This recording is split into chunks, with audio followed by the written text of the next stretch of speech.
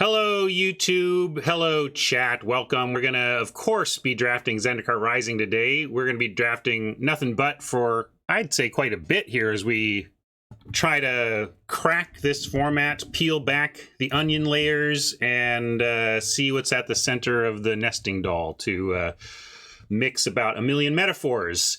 But we're all enjoying it. I have not heard anybody poo-poo this format. Largely, anytime somebody offers an opinion, it's a positive to extremely positive. So good start for the limited format. The constructed format is already on fire. Emergency meetings happening at WotC before the set is even released on paper, I believe. And I hope it all works out and Standard is awesome, and they do what they need to do to make Standard awesome, including, you know, if they have to give up on some rare they just printed or whatever, they gotta do it. It's a tough job to balance Magic. I don't know why Standard has gone off the rails so hard the last couple of years. I worked with so many of the people in that room, in that building, and I feel for that. I want to go give them hugs, pandemic aside, and be like, I'm sorry that this is shaken out like this. I hope we get it figured out and stabilized. One theory I have is that, like, there have been so many bans, unfortunately, leading up to this point, that it may be the case that Standard is in its own new Wild West.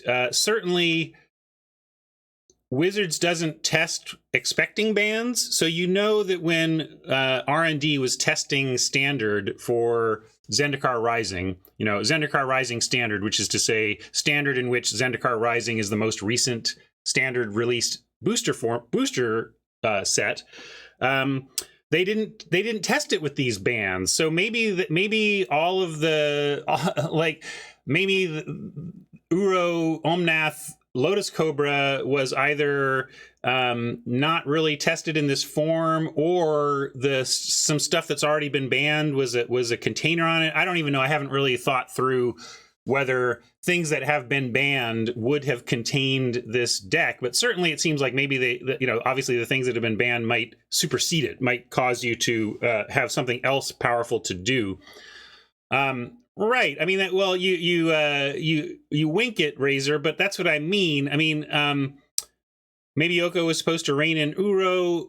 You joke, but like certainly there are parts of the machine interacting that Wizards was testing with that the world isn't. So it may just be a case where you got a spider to catch the fly and so on up the chain, and you can create new problems for yourself by trying to fix your old problems and then having a new world that is not something you ever tested.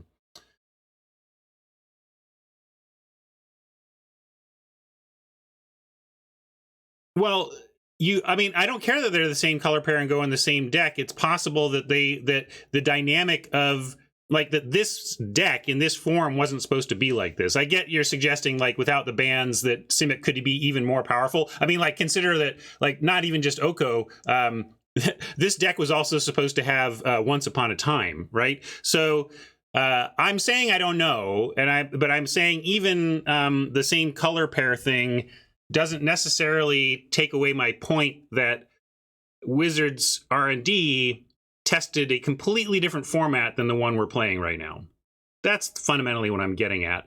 So this is an intro to a draft video, and I know I'm going on a little bit about Standard, but as a former Magic designer and a game designer, what's going on with Standard and how Wizards is suddenly wrestling hard with this beast is a little fascinating to me, and I'm trying to dissect it while it's on my mind. But you know what's also on my mind is my sponsor Card Kingdom and how they can help you assemble any of these sick, broken, constructed decks you might want to chase down. If you don't think they're going to ban significant parts of the Uro, Lotus Cobra, Omnath deck, well, go get those pieces. And you know, I woke up this morning thinking about the double-faced rare dual lands, and it just hit me again how good they are. Like tends to be like there's these enter the battlefield tapped drawback is so prevalent in dual lands, and these new ones, while you have to commit to that choice unless you do some tricksy stuff to flip it or whatever, the fact that it's a dual land that enters untapped on either side is so strong, especially for aggro decks that need their lands to enter untapped. So I was thinking, man, maybe I need to check out Card Kingdom, see what the prices are on those dual lands, and get some for myself. I'm not much of a paper player, actually, but I do like having some staples, you know, and I do believe that these new rare lands are going to be staples. They just lands that produce 2 colors and enter untapped like that are so good. So anyway, more asides on standard. You know, Card Kingdom can help you out with that, and you know that if you do buy some stuff for your physical game, do it from my affiliate link if you want to help support my stream. They see that you got there from here, and it helps keep me on the air. And ostensibly, that's a good thing. Let's prove it. 10,000 gold. Draft time.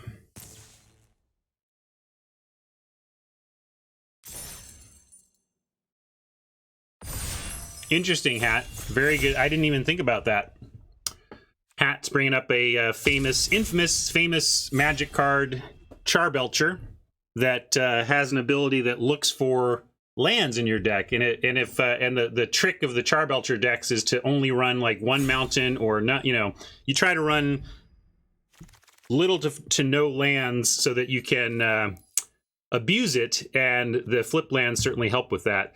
Okay, this is very interesting. What do you think? We can take a mythic. We have actually taken this before. It's certainly very good in that it's one of the. This can even enter untapped if I really desperately need to. I can pay 3 and we can get the green right away. And if you happen to get to 7, this proved pretty strong. I mean, we found you're looking at the top 7. You're going to find something in limited. So also between and collection building makes me want to take this. But the other one I'm looking at here is Blood Chief's Thirst. This is incredible removal.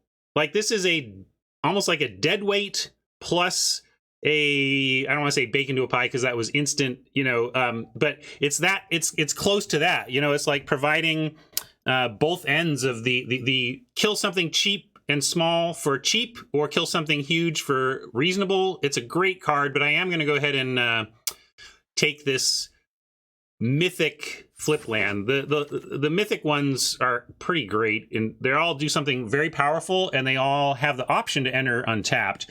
Here's exactly the type of dual lands I was talking about. This is just, you know, they look so simple.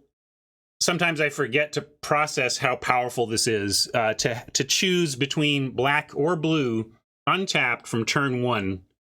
That being said, it's not necessarily our pick here. If you're building collections in Constructed and want to chase gems, you know, your gem EV is actually fine taking a pathway if you tend to end up completing a set. But let's look at what we're going to take. I like this Deadly Alliance a lot. The Royal Mage is where I want to be color-wise. I've been leaning towards blue when I can. We also have a Sproutling, though, that is a 2-for-1 in of itself that matches our first color. But I do feel that Alliance, it's often a Doomblade with no drawback. I'm going to take the Deadly Alliance. I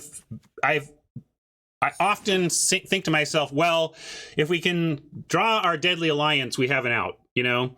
I don't blame you for Sproutling. It's a straight up 2-for-1. You're not going to run it in a deck that is not a straight up 2-for-1 for like 5 mana, and that is hard to pass, I grant you, and maybe I'm wrong, but I don't know. Have you read this card? I'm taking another one too. You think it's underperformed? Maybe I've been focusing too much or have naturally landed too much in party mechanics, but I feel like I've been paying 3 at most for this thing. And the cat's fine too, but I'm never taking this over another Deadly Alliance. I'm going to have the world prove Media right to me on this one. Here's a Sproutling I can get behind. Maybe we're going green-black today? Question mark. Another Royal Mage, though. The blue-black kicker was something working nicely. We've got, of course, a blue flip land as well. This one I'm pretty low on as far as these go, and would rather take the straight 2-for-1 here, especially that matches our mythic land. Interesting. We've got an on-color flip land again, and a pivot potential in Root Grazer. We could pick up the Root Grazer and even potentially go some not Sultai. What am I thinking of? The Outlast clan. You know. So is this good enough for that though, Obzon? Thank you. We could go Obzon and hedge on the Root Grazer, but these are so powerful, should probably just take the consumption. So I'm sad to let this Signally card go by, but this is just too good. On color, on plan, let's do that. And on that front, I'm going to take Blood Price here over Seagate Colossus. This has been vulnerable as an artifact. We were talking earlier before I hopped on to the YouTube portion about the main deck ability of Broken Wings, and the prevalence of Seagate Colossus as a fine playable in party decks is another reason that Broken Wings is a bit more playable. You want to pivot potentially to white. This could be Signally, but I think there's a lot. Okay, I'll hedge. I think this is probably correct, but there's a lot. This Shepherd of Heroes is quite good, and we can hedge. We can see what the world is up to. I'm on Blight Blade here. There's another place where I've disagreed with, I believe, Media. I don't know if Media's changed opinions here. I'm still where I was, which is this is about right. Like, I'm not trying to take this. I'm not singing praises or getting overexcited, but when I see this pick 7 and I'm green, I'm like, oh, good. I have a nice playable.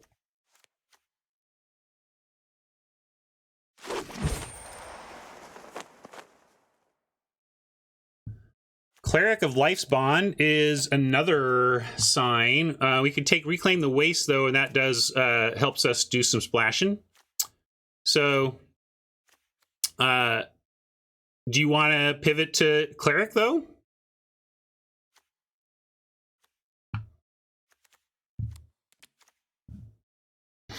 We can at least hedge. This is exciting too for me though, because it allows us to actually pull off the 3-color splash. But certainly worth a hedge, right? We can see if, well, and then we get this Cleric here, my goodness. I think this card is great. This type of upside 2/2. So here we go.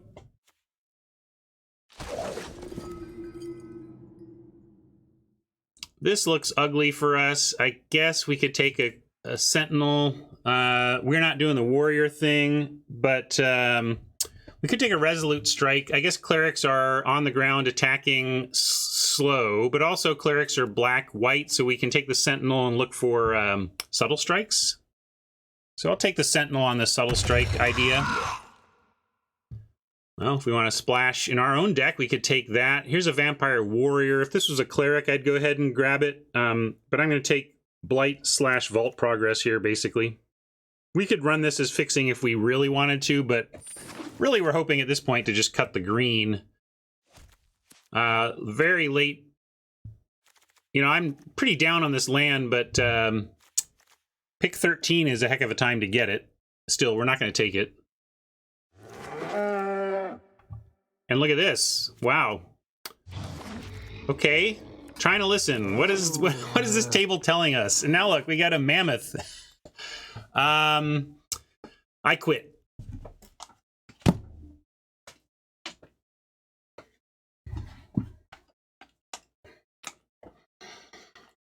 What? We're getting signals in both of these directions here. Is there an, like, there's this Cleric that's good, but not, there's also Vanquish.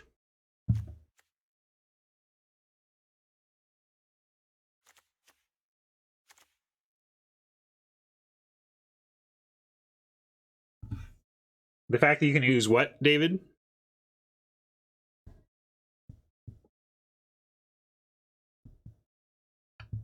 I'm going to take the Mammoth. Oh, yeah. The instant speed is something else. But I'm going to take the mammoth. This is a heck of a draft so far. Being pulled all over. White was wide open. Now it just looks like it's not in the packs. I mean, there's a common missing, and the only white card in the pack is Smite. I think we just take the Vine Gecko, though.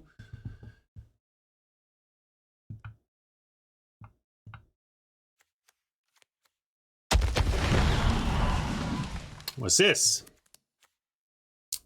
X2 Human Cleric, power equal to the number of creatures in your party, so it's at least a 1/2 and then gets bigger with your other stuff. Beginning of combat on your turn, if you have a full party, stuff happens. So really, this is a possible upside bear. Yeah, it seems kind of meh.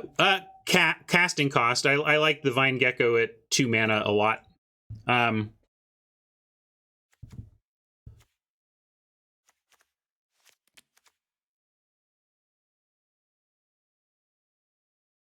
But we can take Visionary here. Don't want Scale. Don't want Mind Drain. Yeah, I guess it's Visionary. Well, you say green, white doesn't do party well. Surely it doesn't do it as well as some of the other colors, but it's the things like the Brute. Like, green has a lot of random triggers for the party. Warrior, Rogue, Lizard. Wizard.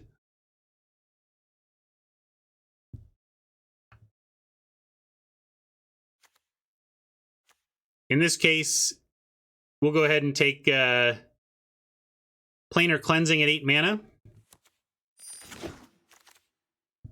Another Root Grazer. Another Deadly Alliance. I'm gonna, with 2 Deadly Alliance, Haj, I'm gonna look to splash the black here and take another Root Grazer. Well, the other Root Grazer wheeled, I'm not counting on it. Just because it wheeled before doesn't mean it necessarily wheels out of this pack. So I'm taking it. Because we already have 2 of these too. We could potentially find our way to splashing Zagras. Here's Reclaim the Waste, though. Reclaim actually helps us do our 3 colors as opposed to getting greedy about 4. Yeah, I think I'm going to be grown up here. This is where, wait, hold on. Oh, this is the one I didn't fix. I fixed a bunch of my my meme stuff, but I think I screwed this one up. No? Oh, because it's supposed to be here. Maybe this will work. Let's try it. Grown-ups.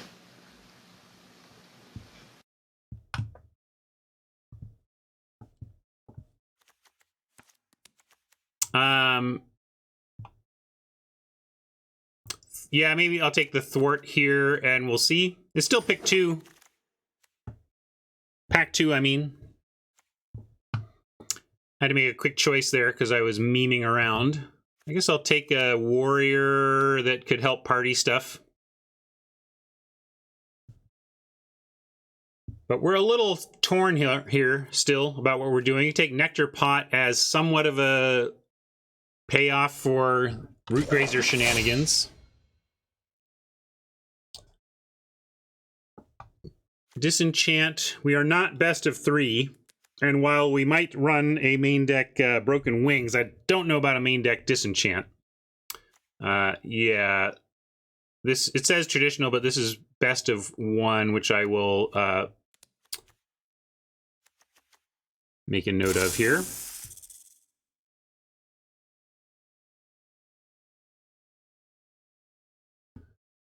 So here's this opportunity to main deck a Broken Wings, or we can await adventure. But I do think this is main deckable. We'll take one and possibly run it. We'll see.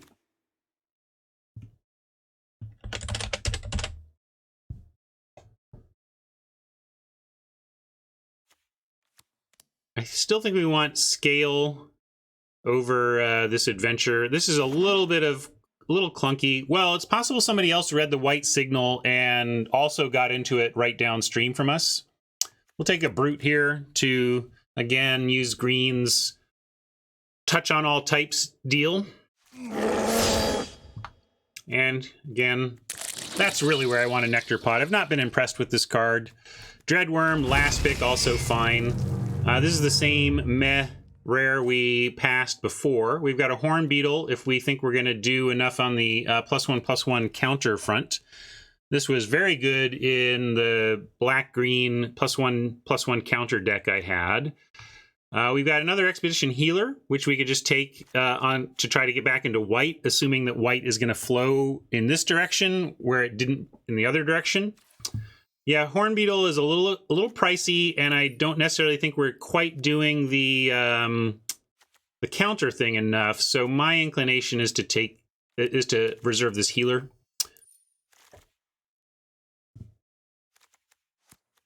And I don't think we're ever playing this Constrictor. Let's see where we're going here, though. Raptor lets us bring back lands. Subtle Strike is more of a, if we were deciding to be heavier black. There is another Alliance. And if white is super wide, we might be able to wheel this. But we have a couple of very powerful... even this bounced back at the right time could be like the game. Alliance called for by Surion, and what strike are we talking about? Oh yeah, Subtle Strike. No, I think Raptor. I like Raptor. Alliance is nice, but this ability to bring back these sicko lands we have seems very strong, so I'm going to lean there right now. Here is a Cleric we could throw down at the 2-drop if we're heavy black. I still don't think we're heavy black, though, so maybe we just want a Gnarlid Colony here. This is a pretty good rare, but not for us, right?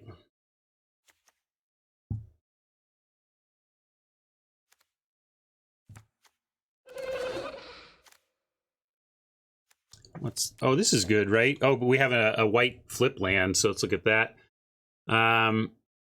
Gain life. It's kind of its own package. We have enough clerics that this would do its thing, but we probably just want a shelter. You like the Constrictor here? What do you mean? You mean you like the Constrictor in the abstract in this deck? Kitty's good too, but I'm going to take the shelter.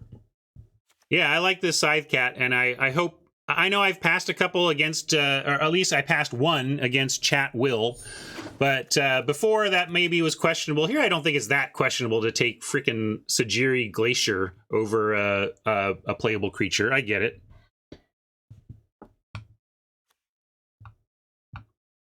Here we go for some wizard action. We have the kind of deck to play this. You think, well, are we landfall or are we party? You think so? We are doing some party stuff, but okay.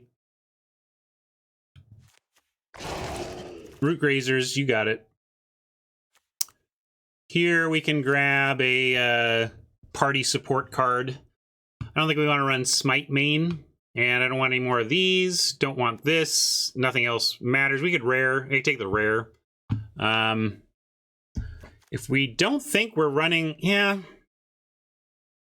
I'm going to do some collection building, gem building. I'm going to model it. I think in a Pro Tour, I'd take the Snarecaster, but even me with a largely self-sufficient account, it's hard for me to pass a 20 gem rare, a good constructed rare and 20 gems for that particular card. Yeah, another Cleric, like, we just had to make our choice. We could take Blood Price here as a... I'm going to take Blood Price. Card draw, more important to us than that Cleric. Another Raptor.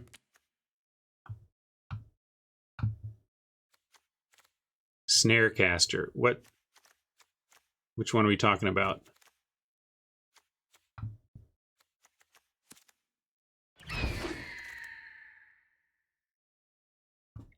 Sellsword. Take the 2-drop warrior. Although, man, adding 2 toughness for 1 mana, not bad. Oh. Well, in Approacher, you'd be playing best of 3, and having that option in your sideboard over rare drafting, obviously correct in Approacher, right, Haj? Come on. Whether it's correct to play or not, it's certainly the correct pick over literal nothing. Don't think we're taking either of these. We'll just take the Brute and see if it needs to make our deck. Another warrior to consider. Scale for extra landfall. I like Zendikar here, though. Again, we can throw it on one of these excellent tap lands and get it back.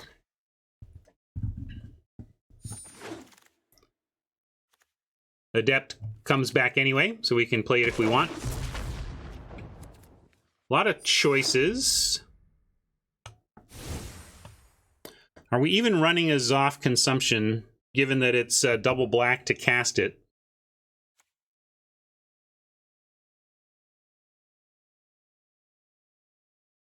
That's just wrong, Haj. But exaggerating to make a point.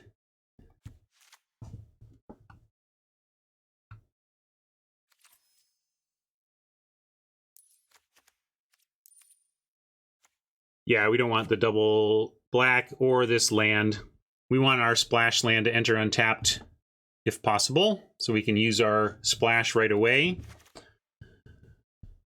And I think I like a splash of 2 Deadly Alliance and a Blood Price.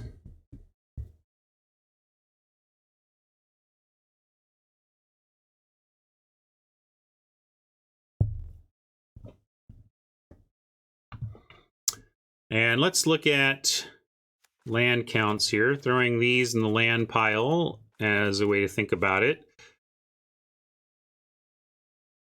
It's naturally giving us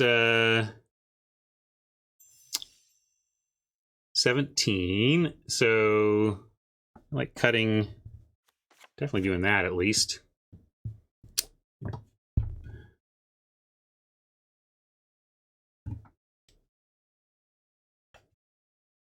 What do we take? What do we take over Alliance? I think you're exaggerating again, Haj. Lost nothing? You act like I took dog poo over Deadly Alliance. I don't know. You're in a mood today, Haj. You okay, buddy? It's like cranky old man hot takes from Haj.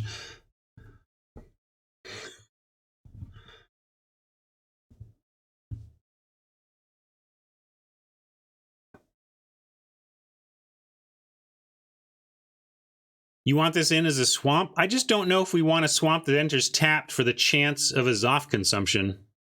Yeah, links can go. You're right about that. What's our creature count? 23. We got a lot of creatures to cut anyway. That's probably where we're going to get most of it. Yeah, 3-1. We like the 2-2 a little better. Gnarly Colony, good. I think we can cut a Nectar Pod. Yes, it does landfall stuff, but not that I care about. Really? We really think Zoff is we're gonna cast this often enough that it's gonna win us more games than having a swamp that allows us to play our Deadly Alliance the turn we finally draw our black source? Like, I am just like, imagine, David, we have the Deadly Alliance in hand.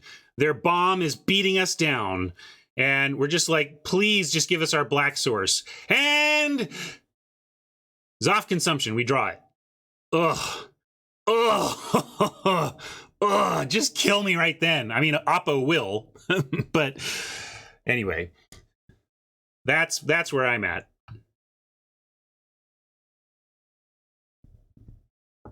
That's what I mean. If it was single black, I would do it. I think if it was single black, it would be worth it. It's just that often we're not even going to be able to cast it when we draw it. Because, like, what are we casting it with? These 2 swamps? Like... Yeah, I mean, there's just no. I think this is a clear no play. Do they? That's clever, sure, but That's clever, but not how I want to go about. Not a reason to run this card. You're doing backflips to cast this somehow, some way. But I think my point is made, and we'll do that. Yeah, we need. I'll get to the broken wings, but let's cut the creatures we don't need first. It was called that the sellswords are meh, and that's true. But let's look at our. I mean, this is a 4.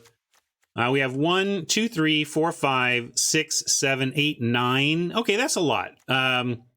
Since all of these are playable on 2, we can indeed cut those unappealing.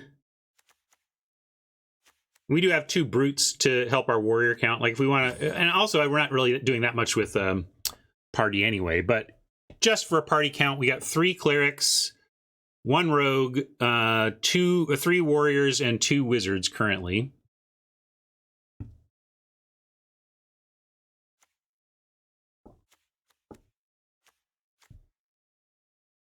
Would I ever count Reclaim as a land itself? What Reclaim are we talking about? Reclaim. You could, yes, sure, because it is 1. It's a desperation land. I'm not gonna. When I'm trying to splash, though, I really want to kick this. But you're right that you can think of this as if you have enough green. I think if you have like 10 green sources, 9 or 10 green sources, you could consider this a non-green source. But this is not this can't be considered a source of green.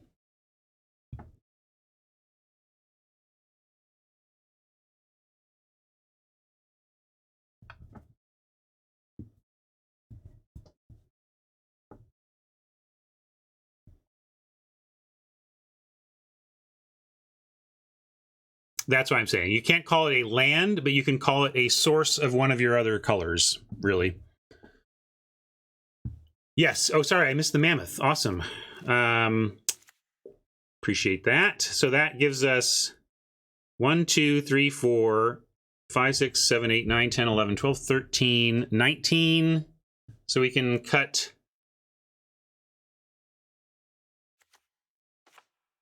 That still gives us 8 green, 8 white, and 8, 8, 2, plus the reclaim. Let's look at our numbers, though. Yeah, we have a lot. The spell lands throw all the counts off in weird, fun ways, because you're like, oh, cool, I have lots of action. Oh, it's like, oh, yeah, but those are my lands. So we have 10 non-creatures, but 9, 8, 7, if some of them are going to be lands some of the time. But yes, let's toss Paired Tactician. Let's toss Scale the Heights. Let's toss. We toss the Ox. It does. Maybe the Ox is good with the double Root Grazer. And well, let's see. What are we doing? Let's look for. How do we look for? Is it text? How do we look for text on cards? Oh, Oracle, right? Oh, I want to see what stuff is even. Oh, it only searches the sideboard though. I wish I could search my main deck for that. Do we have any? What we have? Deadly Alliance but we're fine with Deadly Alliance even at 5 at this point. So it's not a reason to play anything. I just want to make sure I'm not. Yeah, there's not really much on that front. So yeah, let's cut the Adept. I like that. That's another good question. We have Sentinel on kicker. I think we play a Sproutling anyway, just as a 3/3 for 3. It doesn't have a creature type, but it's still playable. We can cut the Broken Wings to get to count. And then, didn't we have... I thought we had one more. We had Reclaim and Sentinel, and Gnarlid Colony. Yeah, we're solid enough on 2s that maybe Vine Gecko is not the choice over the Scythe Cat that we never ended up getting, given the Root Grazers. But you can understand why I was focused on 2s, right? I really do want to get out on 2 in any format, but this one too. Not exciting, but I do like me some refill. And this is a good one. Looking at 4, that's a lot of cards. Like, it's a lot of cards. You think 5 kickers? Well, I don't know if we have that. I don't think we have that, but we have. I mean, I'm not going to cut the. I mean, we're not going to cut the gecko or whatever just because we don't have enough kicker. You know. I'm going to run with this. Give it a try. Doesn't look great to me. Hodge would rather have a 3-1 than a 2-2. I'm going to run the gecko. I agree with Cheese that it's a removal magnet. Like, for one thing, we'll trick people into burning their removal on it. Do we have kicker? We have Sproutling. This is it. This is our four kicker actions, right? Am I missing anything?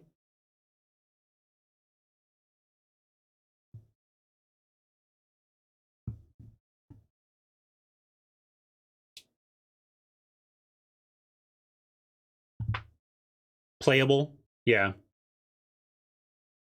All right, got a couple of memes to hit here and then basic lands to put in, or a meme and a basic land redemption.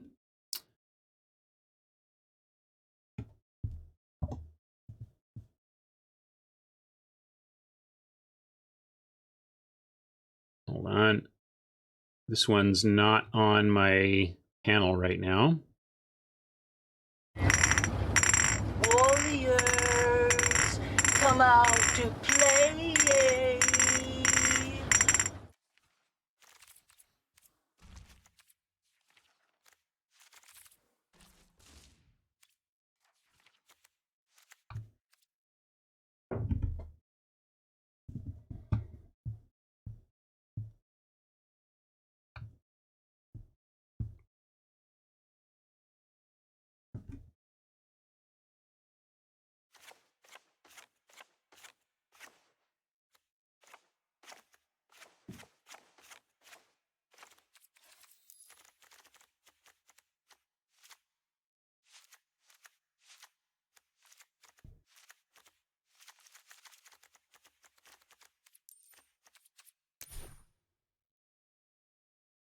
All right.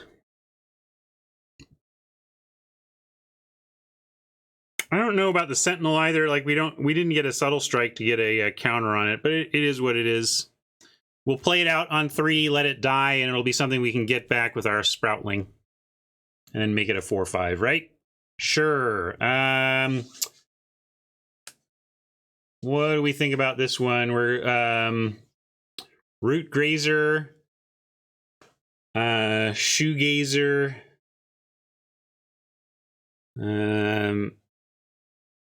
What's a good Shoegazer band? Root Grazer is the name of my ride cover band.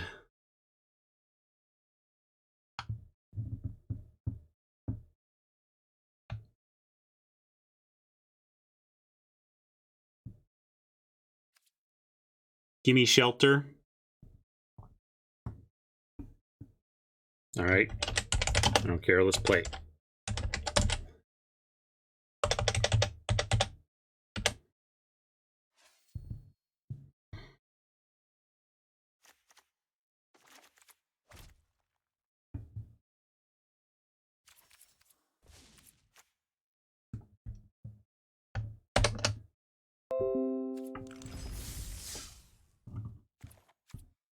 All right, best of 1. I'll throw you a par poll. If I were to play this out 1,000,000 times, what would my average win count be?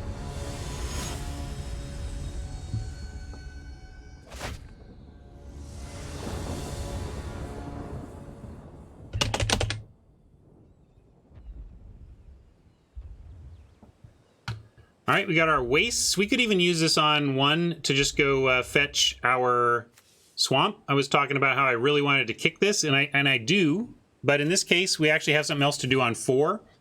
So I think we're going to keep this and go ahead and reclaim on 1, getting a swamp.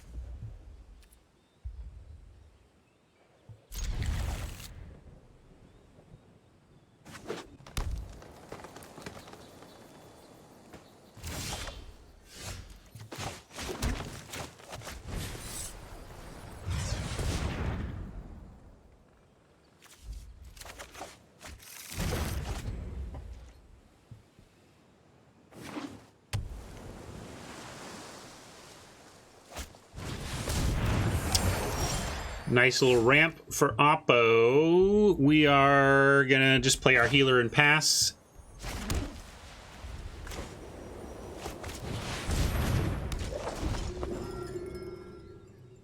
We get Raptor for no land bounce value next turn. We're not going to set our own mana back just to do the rules text on this card. We're going to, unfortunately, it's just going to be a boring old 2/2 flyer for 3 for us.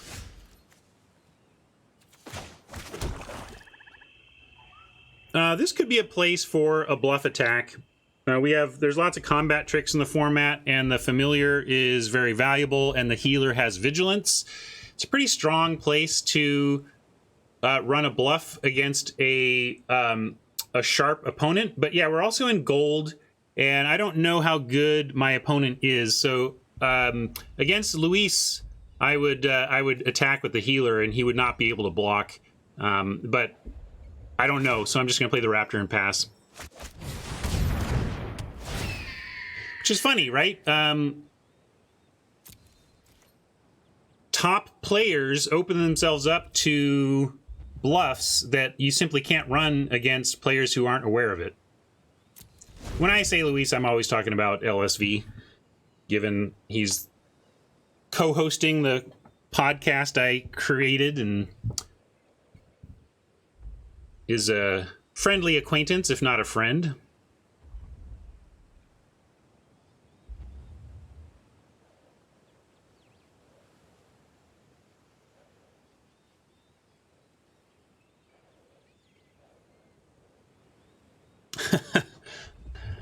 WoW has a lot of range on it as a reaction word.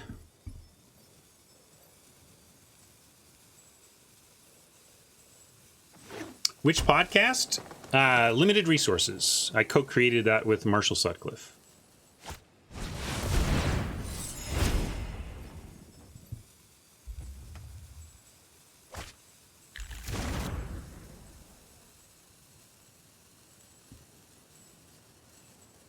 This looks like it could be a grindy one here. Raptor number 2 we will hold off on for a little bit.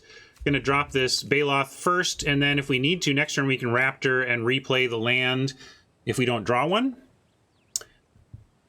Yeah, Simic Kicker does seem to be the place to be. You know, Luis and Marshall often, say, like, if someone told you were going to get a solid deck of any archetype in the format, which solid version of an archetype would you want? And they tend to ask that question every format, and I think my answer to that right now is blue-green kicker.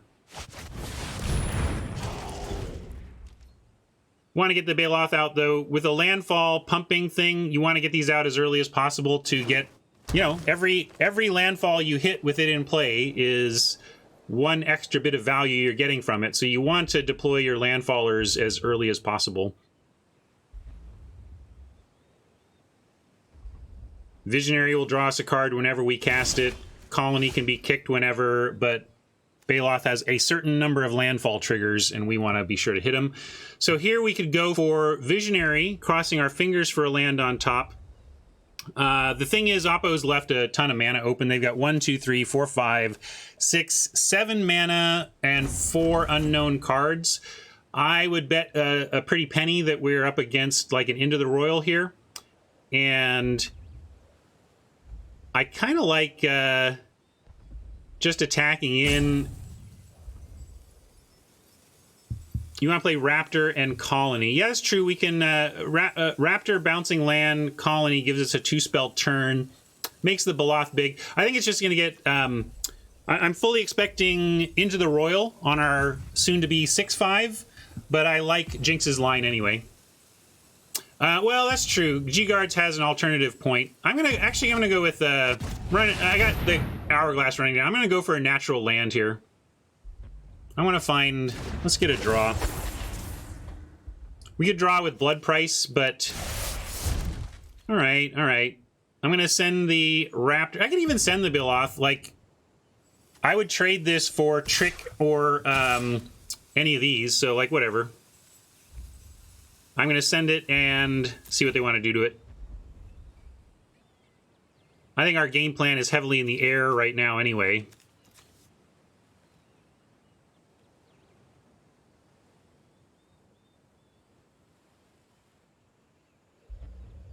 Some people not liking my attack with the 4-3. I consider it very expendable and unlikely to do much in this game. Our opponent is on 4 unknown cards with some spectacular cards out. I can't even believe that connected. I'm stunned. I don't know if you all are, but I cannot believe that even connected. And I would happily trade the 4-3 for a trick in hand or the familiar Florahedron, so that made it a simple attack for me, really. 7 mana do nothing. I don't know. Maybe Oppo is doing the thing. Oh, here comes the flood. It's possible they're just hyper flooded right now. I don't know. I don't know why.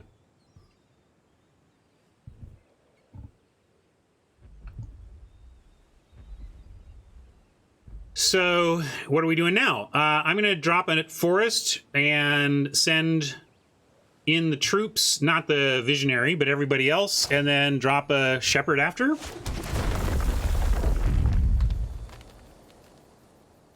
I'm going to attack with mana open.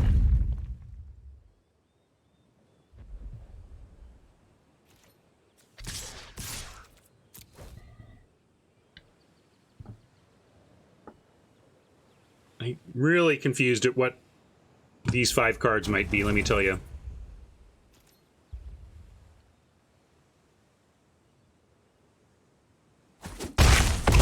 I don't know how you would come to not using your Might of Marasa last turn when it's just you get to eat for free this big creature. Yeah, I don't know. It's just like you like a Kick Gnarlid. Is that because you don't want him to counter the Shepherd? I don't. Yeah, the thing is, Hat, they're not doing anything. If they were they need to be interacting with us already, and they're not. So I'm just gonna assume they don't have interaction and play the Shepherd. You may be right, Hat, but they haven't shown me anything.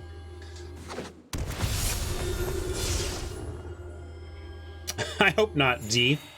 I hope that's not the future for any city. But sadly, the climate crisis is kind of the ignored problem of 2020. 2020 is providing so many immediate, in-your-face, we're beating you up right now kind of threats that I feel like the sad state of our declining habitability of our climate has fallen off the front page in a way that's just tragic.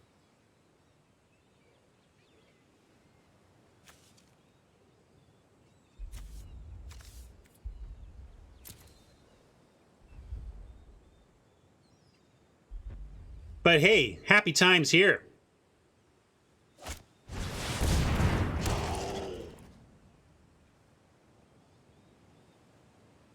Apparently, Oni, sometimes we have to look in the mirror. Sometimes we have to look in the mirror and acknowledge where we're at.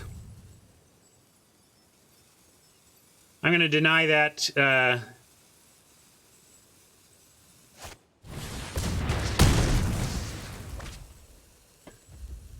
But feel free to rephrase that as effed. We definitely seem effed. Now what do we got? We're not effed in this game. We could blood price for some more land, get our Baloth a little bigger here. I kind of want to find the landfall for this because then it forces blocks on the ground. So let's do... I could just play the Raptor to ensure that as well. I can even go Raptor, Bounce, and Brute. Yeah, I'll just do that.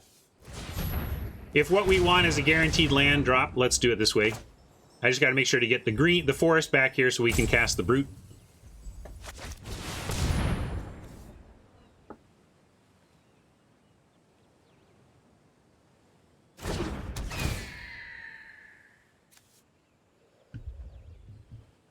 PG-13 for sure.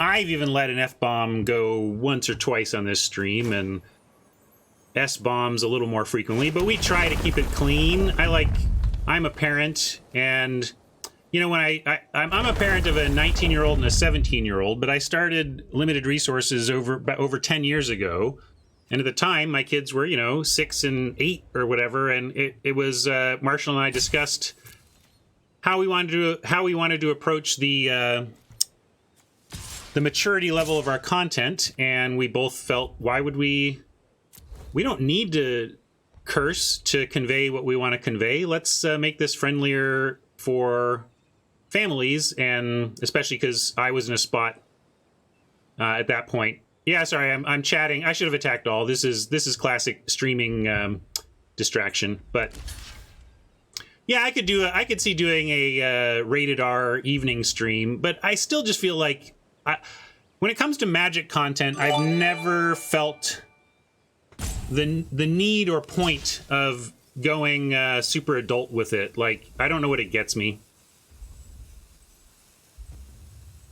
It feels like it just gets me a smaller audience and not a lot else. So, yeah, I think we want the 2/4.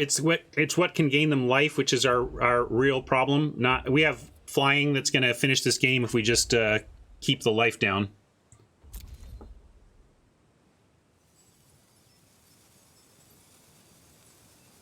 Sorry about not attacking all there. We'll get this game though, right? Give me one moment.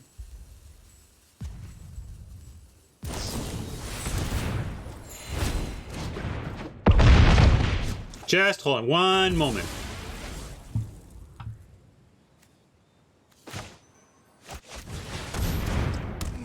Blowout, schmowout. We just want... The only blowout is if we lose our flyers or Oppo shows reach. Then we're blown out.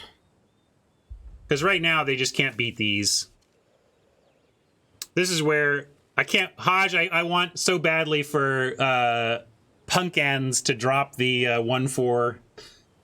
the 1/4 we were talking about. Because that would actually be decent for them here. Alright, they're getting one of our flyers, but we still get another one cracking in.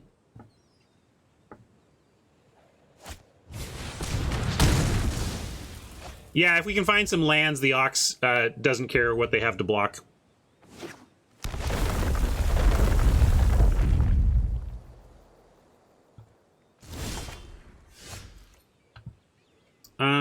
So now we will go ahead and Ox it after combat, sending only the Raptor, and then next turn trying to Blood Price if we don't naturally draw a land to knock down any flyer blockers they come up with, or something like the ground blocker, so that our whole team can get through.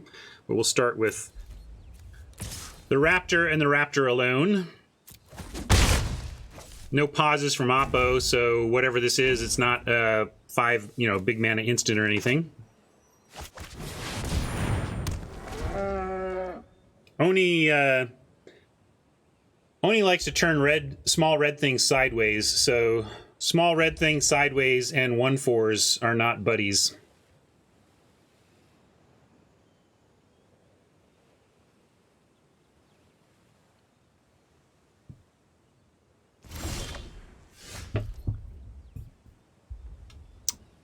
I'm going to still go with Blood Price and try to hold the Turn Timber Symbiosis in case Oppo has something crazy here. I think we just want Blood Price looking for a natural land, and then the Symbiosis maybe becomes something we can actually cast. If needed. Hopefully we don't even need that. But I'm going to go with... And if we miss here, if we get 4 spells, we still can play that as a land. Interesting. View Battlefield. We have a kicker card, so we could get... quote value on the Sproutling, but it's not an incredible value. I want that natural forest, and then it's a question of Root Grazer versus Sproutling. Root Grazer lets us re-trigger landfall with the Ox, so we should want that, right? More important than getting the although frankly getting the kicker spell gives us land in hand as well, so there was a argument for that as well. And gonna tap the 4 toughness thing so that the Brute and the Visionary can both attack.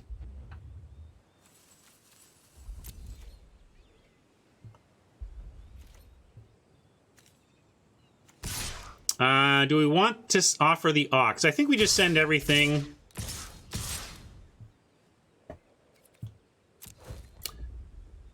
If they have something I'm not thinking about or do something good here, we might miss the Ox, but I can't fathom that attacking all is wrong with them at 4 and being fairly low on cards.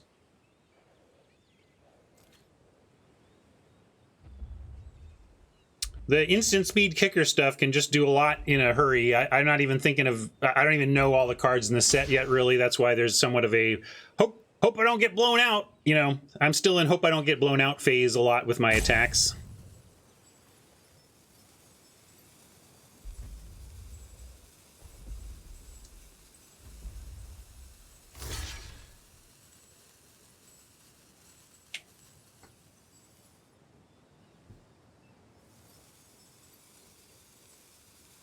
I'm going to go ahead and play an unkicked Gnarlid Colony if this doesn't end the game.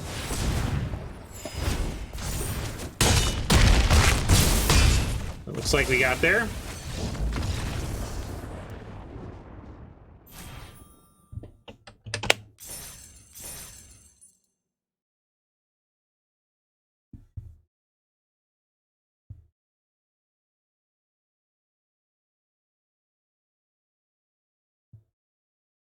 Well, I think Oppo mathed, realized they could do nothing, and let themselves go.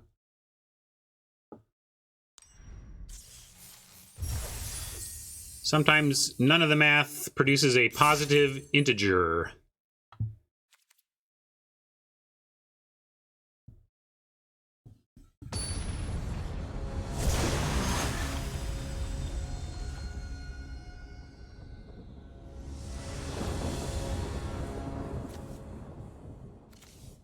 All right, looks good. Now we kind of want to draw land so that Root Grazer is actual ramp. But we'll keep this.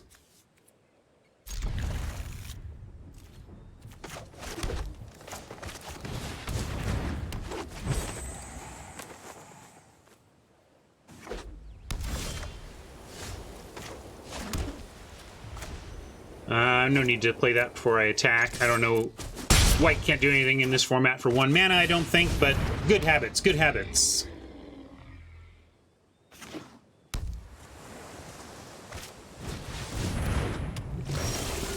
Okay, I was going to say, well, what we need is another 2-drop, so this ramp actually lets us ramp something. And what do you know? We got there. Can't attack... Like, the idea of this card is great. You know, you get to send in, and it has Vigilance, and but with a chill, we actually are not going to attack with this.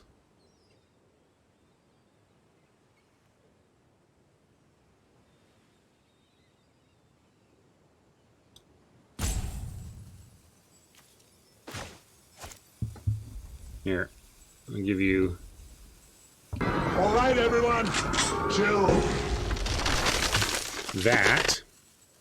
Yeah, the problem is Vigilance versus Freeze is good if you're not looking to use the tap ability of your creature, but we are. So I'm going to send in the Blight Blade alone. Sorry, that was just me getting the meme fired off. Now we'll get on with our casting stuff lives.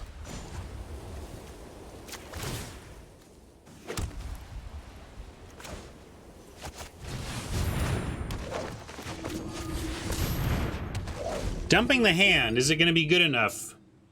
It's like, yes, we got our hand almost dumped, but Oppo, if they can catch up here, we don't actually have a lot of impressive cards in terms of... Okay, Shajiri Shelter is a really great draw, actually.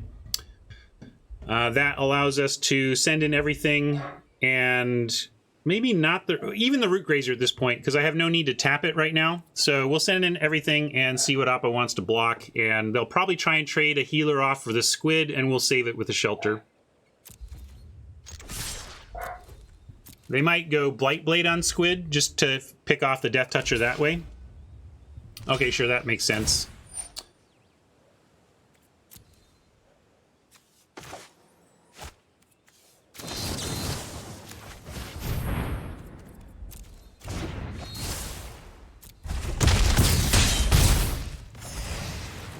All right, pretty nice, but they could, with one card, basically stabilize. So I'm not actually liking our position long game. Our position right now is fine, but this is what I mean. Hey, a 3-3 and suddenly we can't win. You know, that's trouble.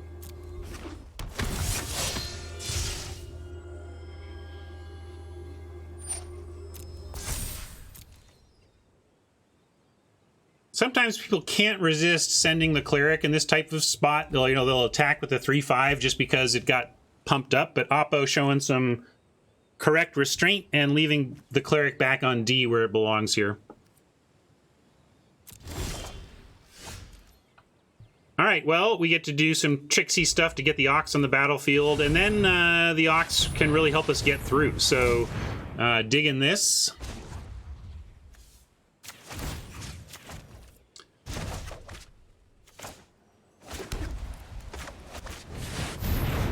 Oh man, I have been playing Tony Hawk Pro Skater, the remake a little bit, and if someone wants to press the soapbox button in between matches, I'll give you some thoughts on the remastered classic video game idea.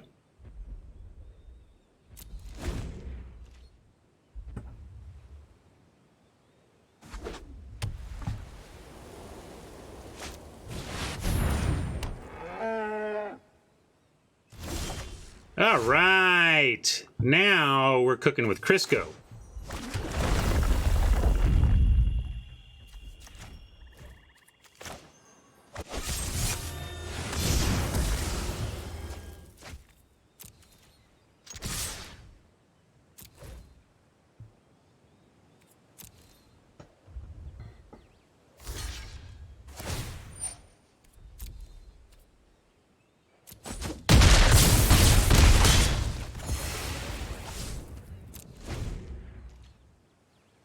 Ox is tapped down, but still has its activated ability, which we can still get with the Root Grazer. Main phase Tempest, interesting. Oh yeah, it's a D-pad game. If you thumbstick in Tony Hawk, I don't even know how. How do you thumbstick in Tony Hawk? It can be okay for skating around. You know, if you're just skating around, I'm okay with the thumbstick. But man, the tricks are so precision oriented. You need that D-pad precision.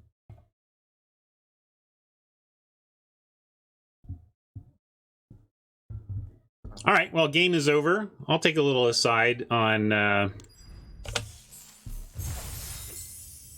Tony Hawk, and maybe I'll figure out how to stream it for you all sometimes. Although I don't think I'm necessarily fun to watch. You like watching me face plant into digital plywood again and again and again and again. Anyway.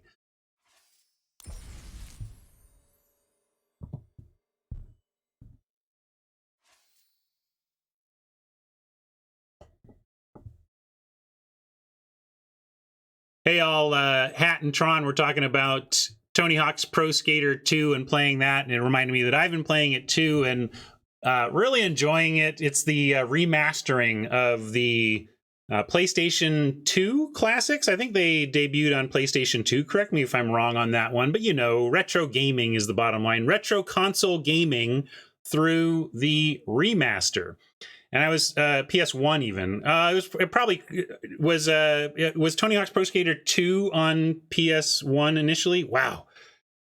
So what you're telling me is that I am super old. Thank you. So I'm super old, and because of that, there's a lot of these old games that mechanically are incredible. Mechanically, mwah, chef's kiss, beautiful stuff. But honestly, graphics matter.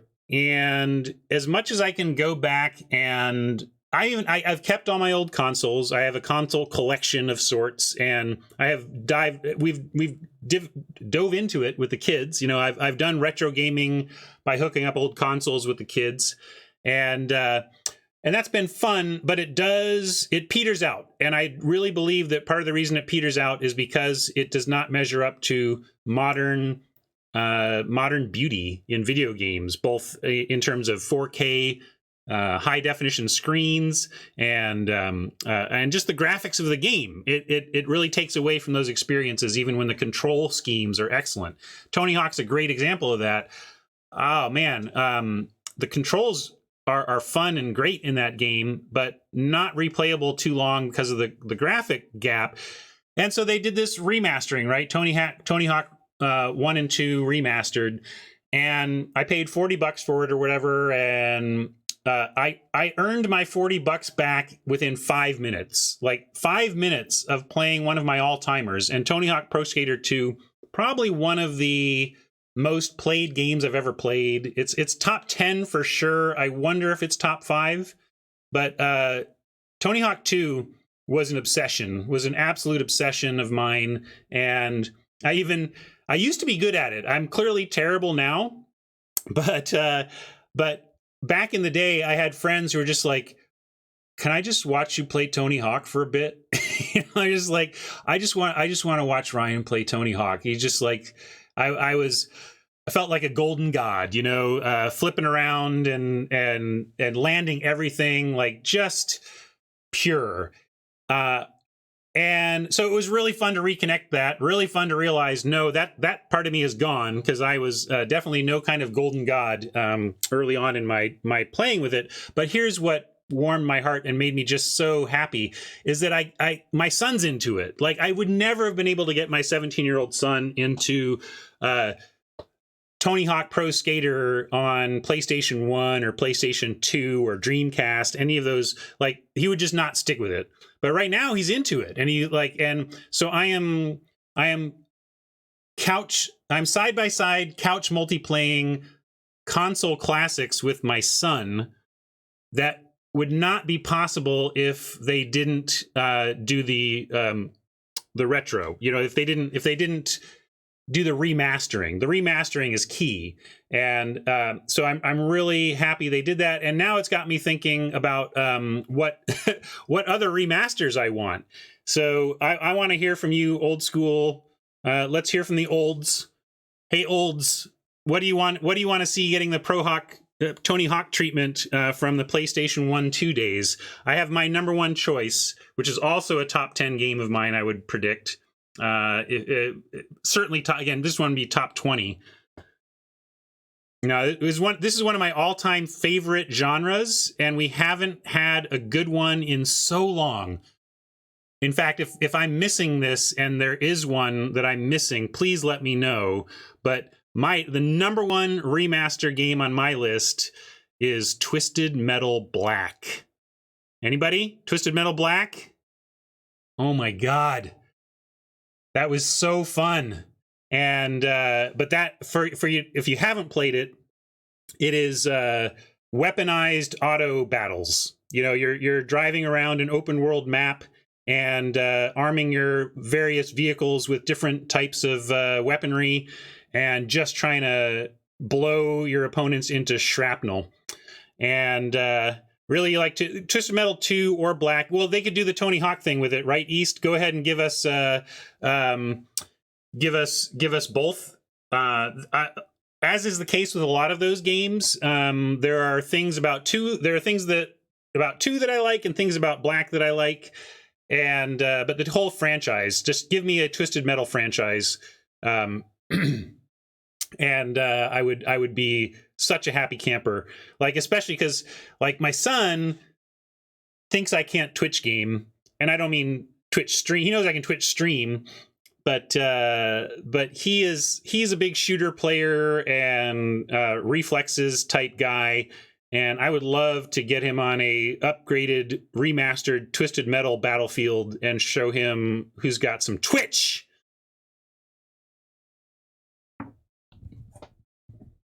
Oh, another good one. Bucket calls out SSX. I would love a remaster of SSX Tricky. Maybe they even did that. It's possible I'm missing remasters too, but I would want to know, seriously, if anybody knows of a great auto battler, I would love to drive around and shoot other people with my armed vehicle in a video game, if anybody's got a good one for that. Hey, Cord, how goes? Good to have you here. Yeah, but Road Rash isn't any kind of recent game either, although that's another one that brings back smiles.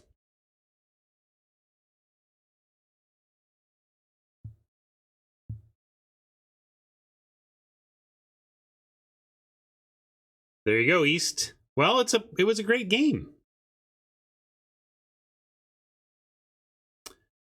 Rocket League, but I don't want to score goals. I want to fire a rocket into your vehicle and watch you blow up. That's what I want to do.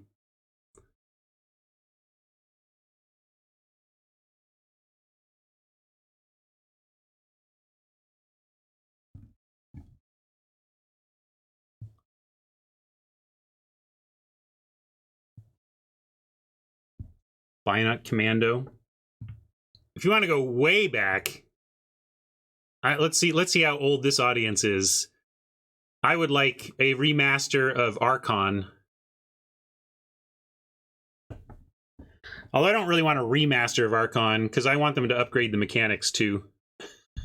But Archon is a Commodore 64 game that was a combination chess and it was a chessboard territorial control game plus 1v1 combat.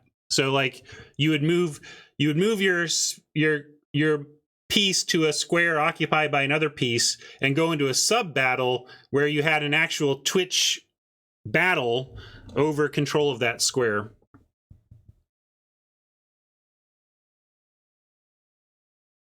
Global thermonuclear war. Awesome. Okay. Lots of ideas out there for games that old school gamers would like remastered. But bottom line, Tony Hawk Pro Skater has been adorable and fun to reconnect with, especially with my son.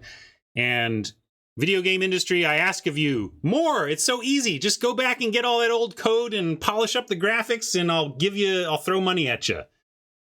Nostalgia sells. Twisted Metal back, please.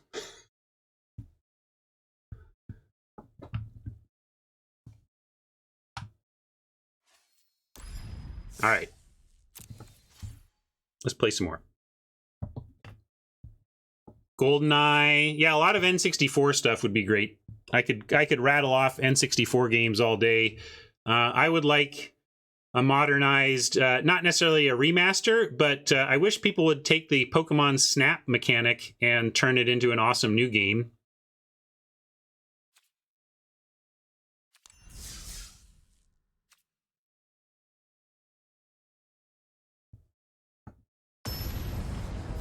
Oh, nice. Good.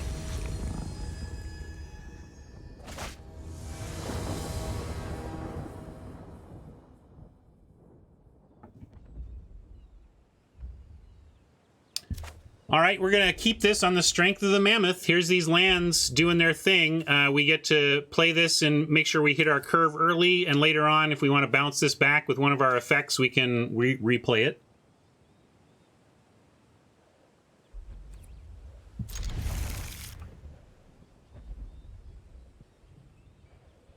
You can also play out the Skyclave and look to trade it off as soon as we can so that we can get it back with a Sproutling. Well, with a third land, we could play this instead. Maybe I'll play this. If we happen to go forest, I'll be happy to have held on to the Mammoth. So I'm going to actually play this for now. Hodge says play green. True, we might draw the Root Grazer, but you could see why I would take a risk here. We have a 2 in whatever to draw a Root Grazer, and we have a lot more in whatever to draw forests that might make me want to not bother with that. Punish, though, because we could have played the Gecko if I'd played the Mammoth.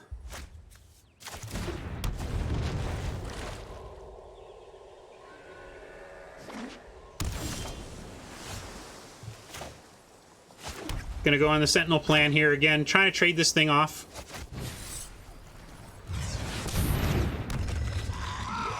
No punished meme. But why would we have a meme for something that literally never happens?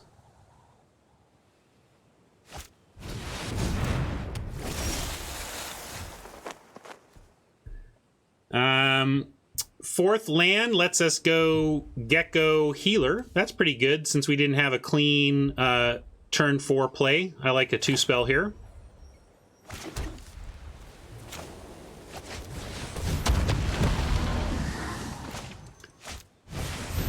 I started on 2, Tron. I haven't even opened the Tony Hawk 1 side yet.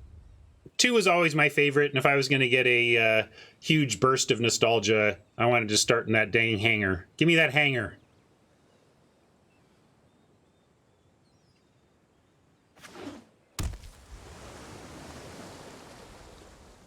What did they duplicate places? Maybe hangar was in 1 too. I don't know, but I'm sure I'll open 1 eventually. But I knew in my heart of hearts I wanted to start on 2. Because 1 doesn't have manuals, right?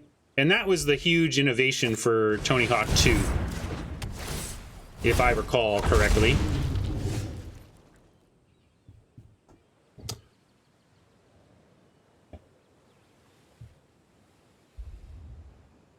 Oh, you can enable manuals in 1? Well, doing 1 with manuals maybe is the reason to go back and do it then. Yeah.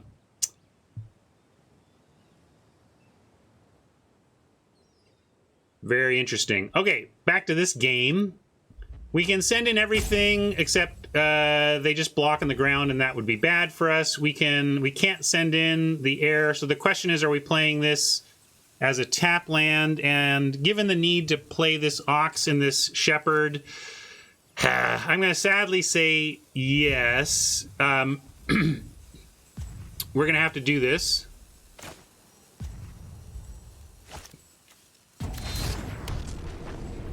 Well, I didn't think they remastered the controls. I thought they just remastered... I thought they kept the games the same.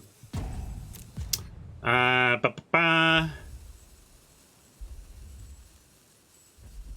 it's really sad to have had to play that, but we really want 5 mana next turn. Really worried about this Roost of Drakes. One of the... Maybe it's the Mythic Uncommon. Certainly the uncommon I like to see least on the battlefield. I just feel like we lose from here. We just get overrun by drakes, and then that's it.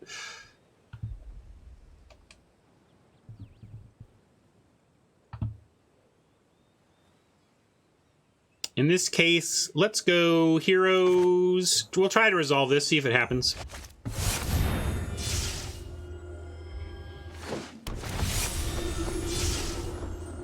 Now, if we get a land off the top, we can go Ox, play land, and potentially tap a blocker.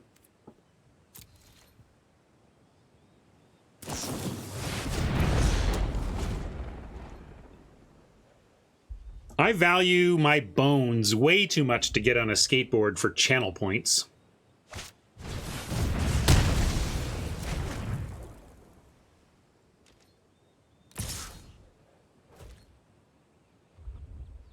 I could block for no value here to get the card back with the Sproutling, and then in a couple turns we can maybe replay it kicked and get the Gecko big. So I'm going to do that. It seems like a weird block, although we could wait a turn. It's not necessary, but yeah, actually it becomes one of our plays next turn. So I'm going to... yeah, well, G-Guards... This is going to get us, though. The thing is, we're 2 land plays away from replaying this kicked, but I think the Roost is going to take over, and we do need this back eventually, and I guess I have the Ox play for next turn, so maybe I'll wait a turn and go with the Ox next turn, but eventually I've got to let it die so that we can get it back. In this case, we can go Brute... Root Grazer instead of the Ox, and then have Root Grazer shenanigans for the Ox next turn.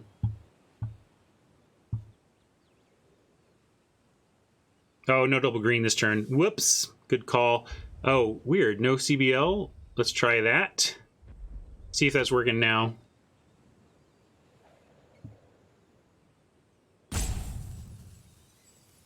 Yeah, let's just go Ox here then. Use all our mana.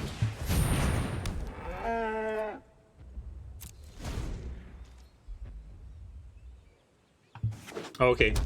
Well, it was looking weird. Somebody mentioned it, so I checked on it, and it did a weird thing, so I wasn't sure.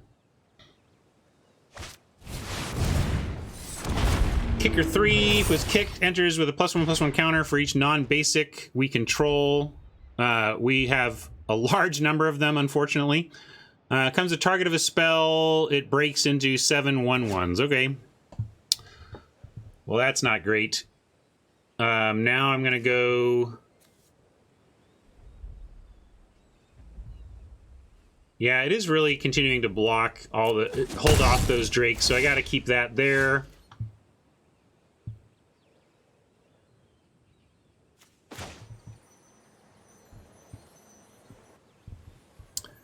So is this spell only a spell? So we can tap it without breaking it apart.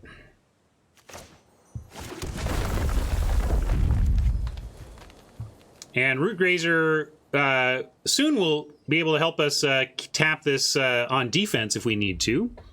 I like Root Grazer and Brute here. Don't really have an attack, even though we could tap this down, unfortunately. I mean, I could offer the Ox, but that doesn't seem right.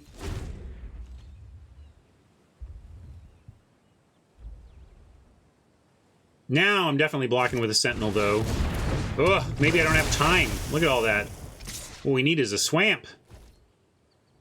You blocking here, or is it too important to hold these off? I guess now with the Expedition Diviner, I'm going to say I'm going to hold one more turn here.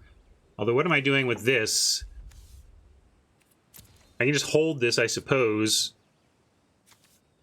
No, I think I've got... At 16, I think this is one of my last chances to set up the Sentinel actually doing the thing I want it to do. So I'm going to make the block.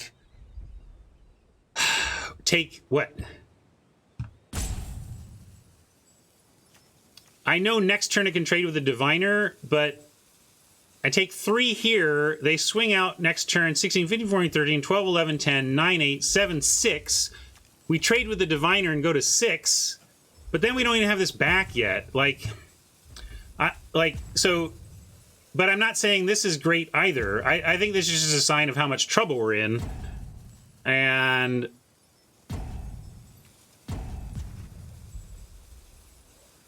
it may be that what we need is to just count on drawing Deadly Alliance to survive. And if we draw Alliance, we can kill the Tempest, trade for the Diviner, only take 4. And if they don't have any more kicker, then perhaps that gives us a little bit better of a chance. And we also have the I think it's all too late. I do think, having thought it through, we need Deadly Alliance to come through for us.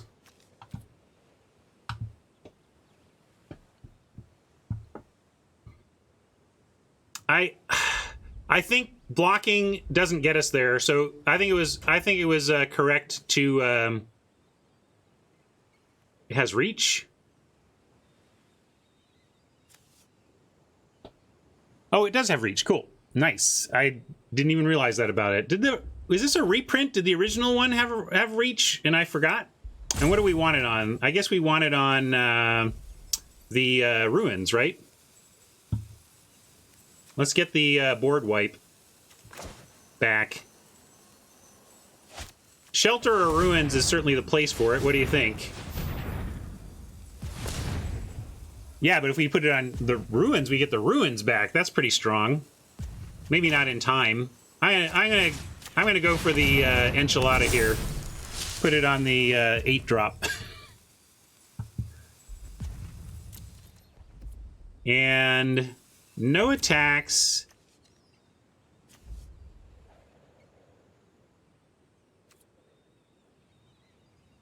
It didn't play a land, but if we bring back the Root Grazer, it doesn't do their turn. Their turn. I can't use it. I can't do both things, so we just got to pass here anyway.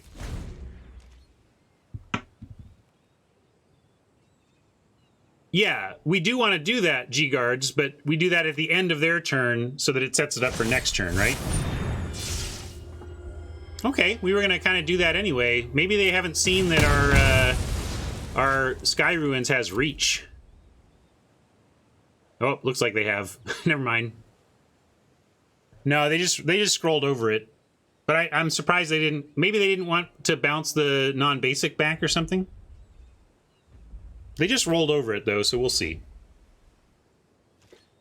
Nope, they read it. They read it. Now we could do the thing and bring it back, but we're also... Yeah, I guess we have to. We need to start being defensive. 7 mana here. 1, 2, 3, 4, 5, 6. We're close to just doing this. But I think playing this tapped is still correct.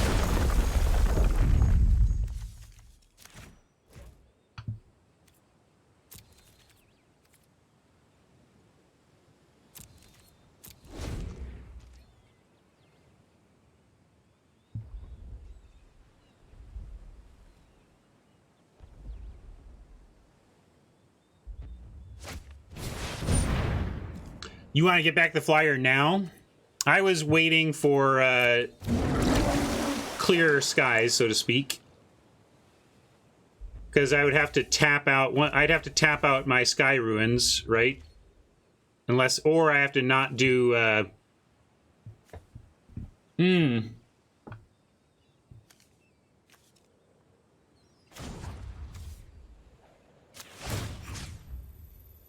wait. Yeah, I'm actually going to tap the flyer. Tap a flyer here. Right? I don't want them to have such a force in the air that they could do something about that. And now we can go...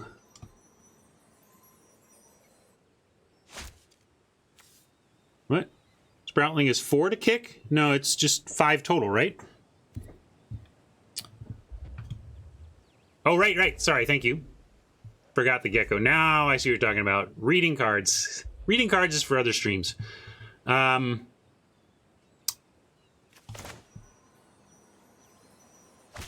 we can set up the Wrath now. 1, 2, 3, 4, 5, 6, 7, 8. If we do that, do we even do the Sproutling?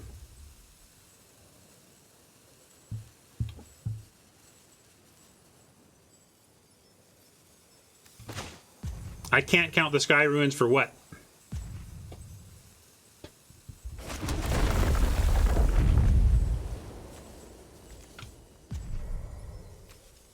Well, what? Yeah, that's fair. Right. You're right. I can't count it for mana. Saving. Sorry, playing a little clunky here, but this board is getting complicated and difficult. Oh, we get the land back because it's on Nissa's Zendikar. And that's a good point. Tap it before it comes back, and then you can get the mana out of it, says Haj. That's a... Well, no.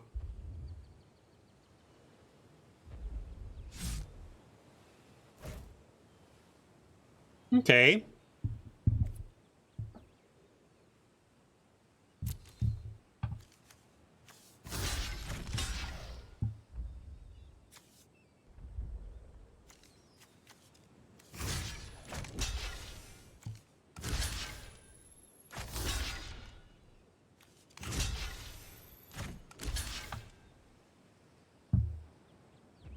Oh yeah, we want, well, the trouble is if we don't, you say land on 7/7, but we're looking at 3, 4, 5, 6, 7, 8, 9, 10 in the air. We don't have that luxury.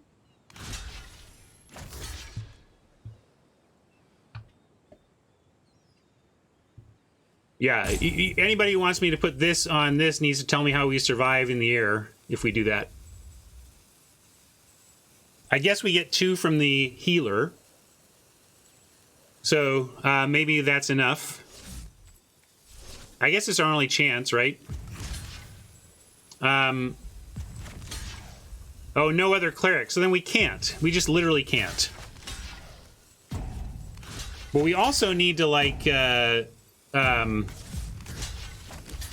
we also need to destroy this, because if we cast cleansing, or is it? Yeah, it's destroy, and then it's not targeted, right? So they just get 7. They get a huge load of creatures after we do this anyway, right?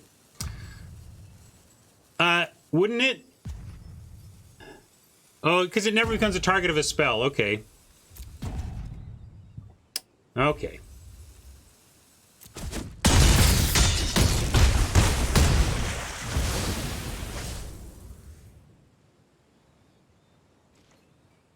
Looking pretty grim for us, gang. 1, 2, 3, 4, 5, 6, 7. We need to kill this and... But what does picking up a land do? I don't know. I guess it helps us tap a flyer.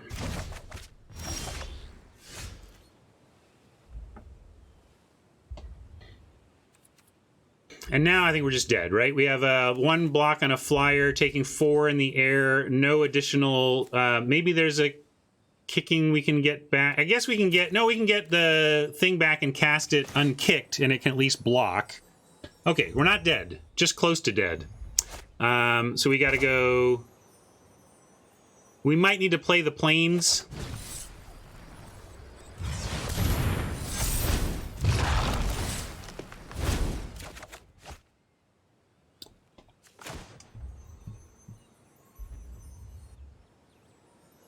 Why are we not wrathing?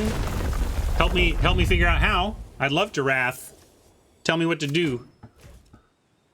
I can tap instant speed, but I want to get the sentinel out.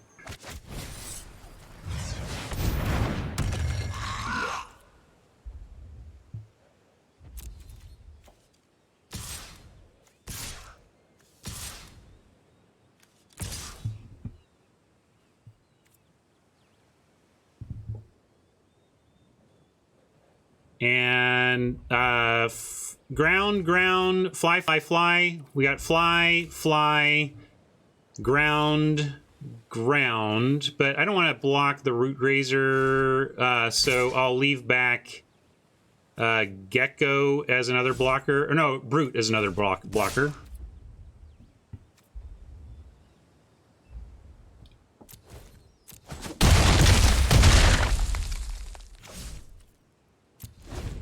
Not dead yet, but we are certainly mostly dead. Your friend here is only mostly dead.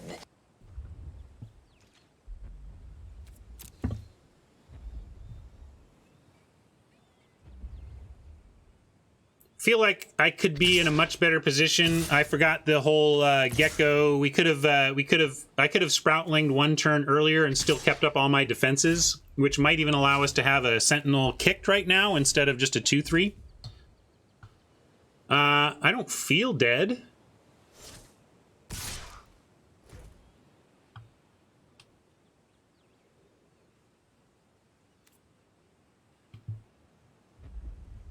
And now we get this too?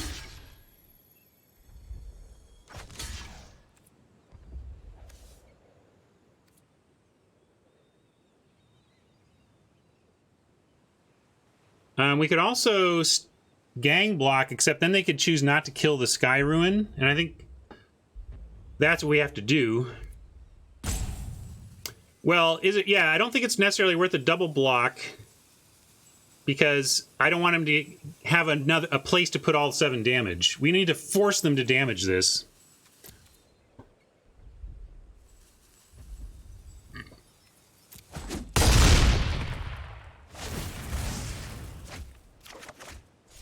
Big gamble, though. We need a basic land off the top.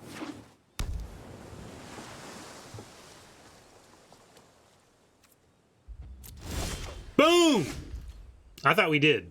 1, 2, 3, 4, 5, 6, 7. Why wouldn't we need it? How do I use root? Oh, to do tap on... Yeah. Root Grazer let us do it. But even better, we can do it now this way.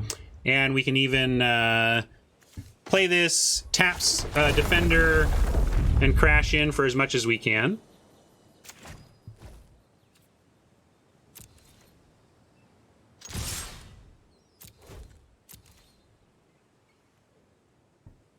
Yeah, totally didn't think through the root grazer trick. Thanks, chat.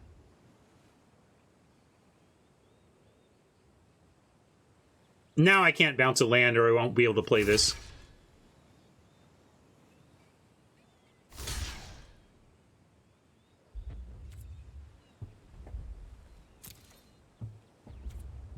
Because I've already played a land, so we can't do this.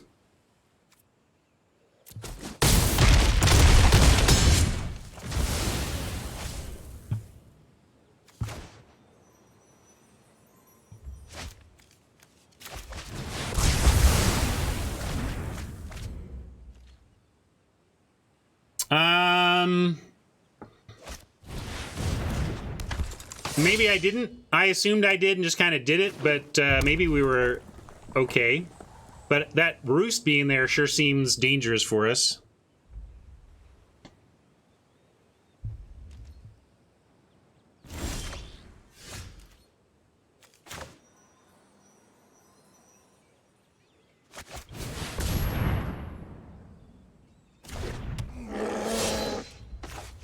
Found another blocker to save the bacon.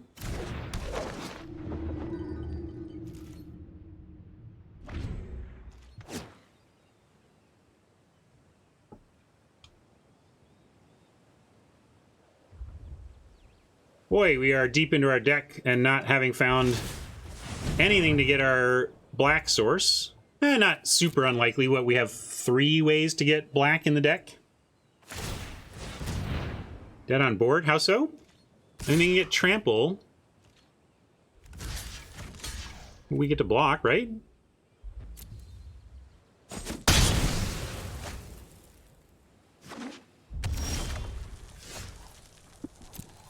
Wow.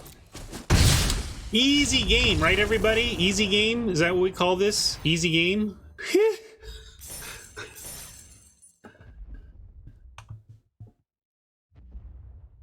That was a sweet game in the sense of overcoming some questionable actions here or there to still find a way.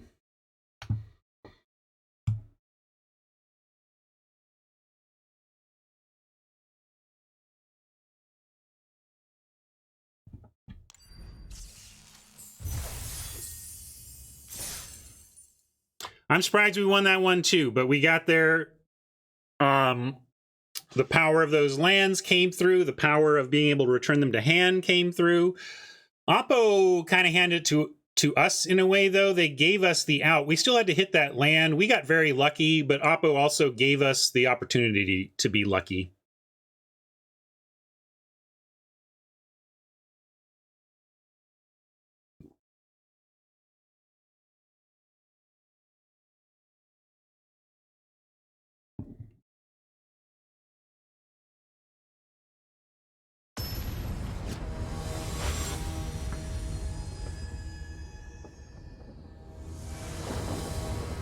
I'm also playing a Lords of Waterdeep game here that I'm on a clock on, that if I don't make a turn, I could end up losing my entire game to clocks. So, unsurprisingly, I have clock issues in my other games as well.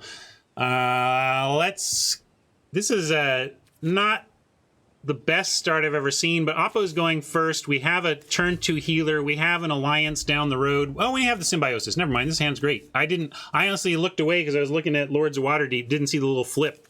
This is an easy keep, actually. Easy keep. Which, again, shows the power of these lands, right? I was, like, hemming and hawing about throwing this back, and then it was like, oh, no, wait, Sneep.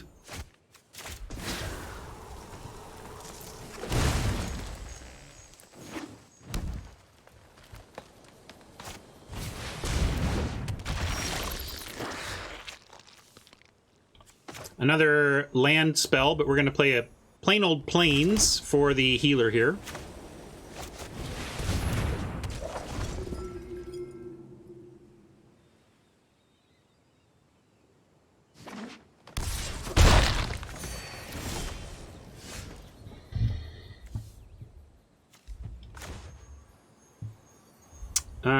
We can go... We'll just go brute here after an attack. Simple 3/3 for 3. Wouldn't mind finding some other basic lands so that we can use this as a spell. Reasonably powerful spell here, especially with this visionary highly likely to attempt to trade with one of our creatures. You know, I'm going to use it as a spell anyway.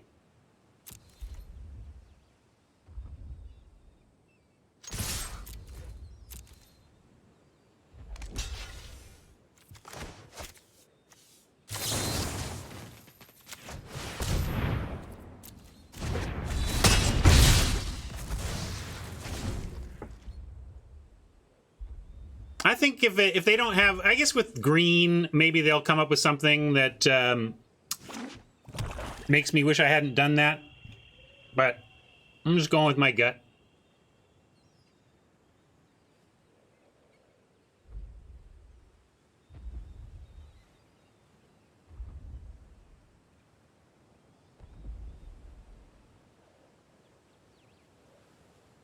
Next turn, we can play Raptor. If we get, you know, we're close to Baloth. I don't know. I just felt like I didn't need the mana desperately, so might as well take the trade. Now we can alliance that if we want. And I think we would do. Again, just clearing the path here. They get to get it back if they want. Let's read this carefully before I make decisions, though. Whenever one or more opponents put on a creature control, if it's in your graveyard, so when they put +1/+1 counters, they can put it back on top. Because another thing we could do here is hold the turn and play Baloth and look to do, hopefully, next turn we can even do Raptor into, like, because we have a Cleric and a Warrior. I guess these don't add to that. So we can't get 3 next turn. I was trying to see if we could find a way to even potentially Baloth Alliance next turn. That doesn't seem likely. So I'm going to... this is... We're not, like, winning any kind of races here. Like, the game's not going to end because we do this. And this is going to come back at some point. I'm going to kill it, though. Get in for 5.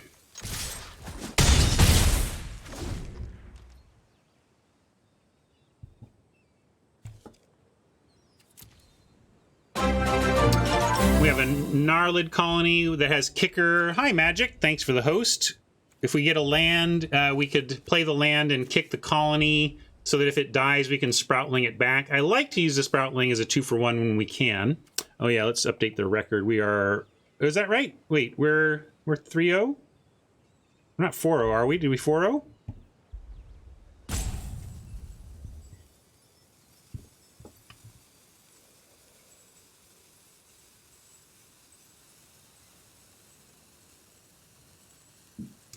It's tough, D. I gotta find a balance. If I play too slow, it bugs everybody. If I play too fast, I lose value.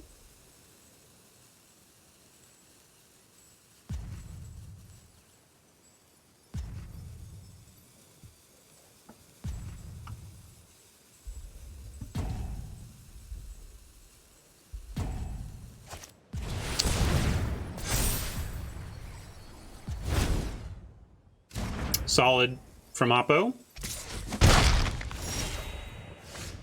So what are we going to do about that? I guess we offer up the Brute, and then we toss down a Baloth.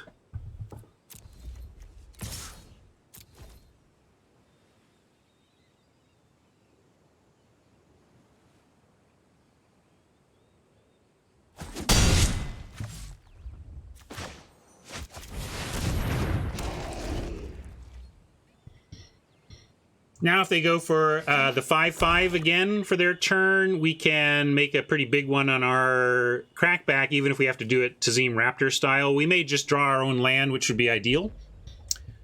And then we can use the Raptor to bounce back a Symbiosis later or something. But right now, we kind of need all the lands we've got as lands, so I don't see us playing this anytime soon.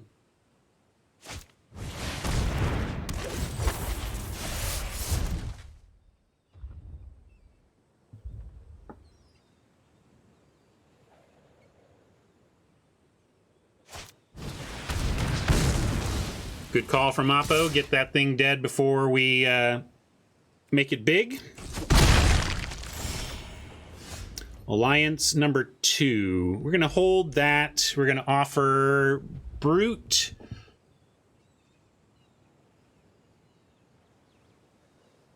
I think we're offering Brute. And then we can even play Sentinel. Yeah, we can offer both. Sorry, it's right. It's with 2 toughness. I'll offer both. They're gonna take the Brute, but we'll offer both.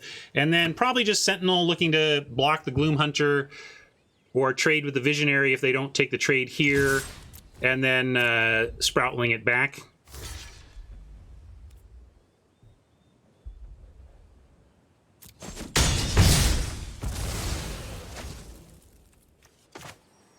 I think I like that here over Raptoring anything.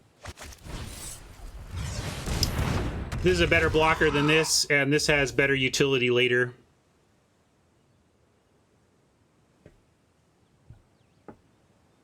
And this gets bigger later, but this has some utility with the land Trixies.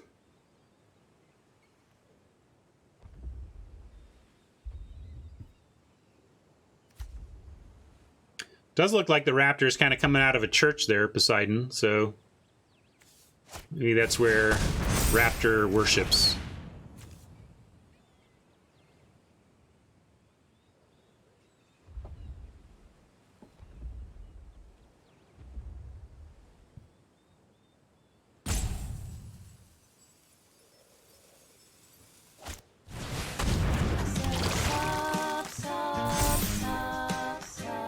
Thank you for the sub. Appreciate that. 9-month resub. Very nice. Oh, the ooze is pretty nice, too. I'm going to go ahead and double block here because they're going to certainly kill the Sentinel, and then we'll be able to get it back. And then probably just alliancing one of these 2 next turn. Maybe I have to kill the ooze.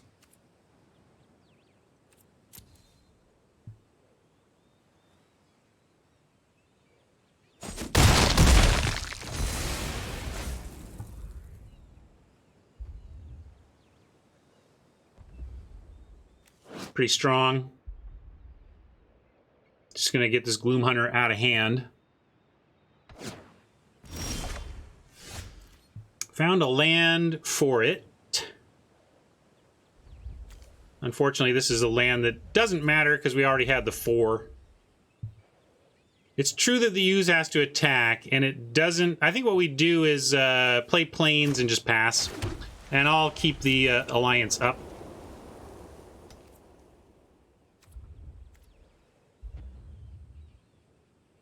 Why not kill the bat? Well, the fear, because if the ooze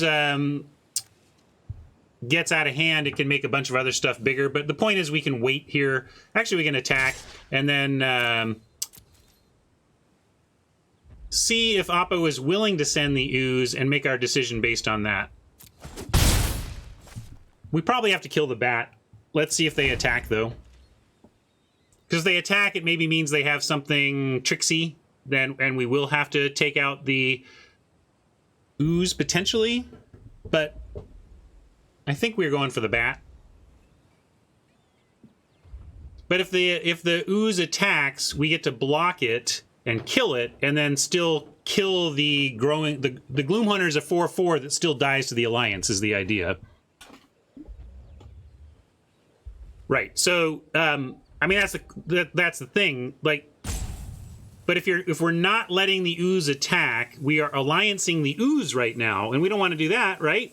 So then you're saying we want to alliance the bat right now so it doesn't get another counter, but the counters don't matter for alliancing the bat. So I'm going to pass. Maybe there's some trick risks here or something, but I think they probably just don't attack with the ooze. They only attack with the Gloom Hunter, and we pick off the Gloom Hunter anyway. Just so.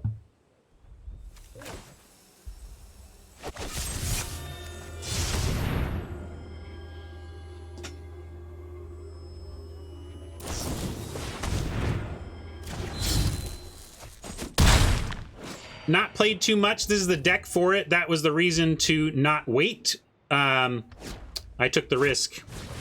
I took the risk and got punished. Sometimes that happens.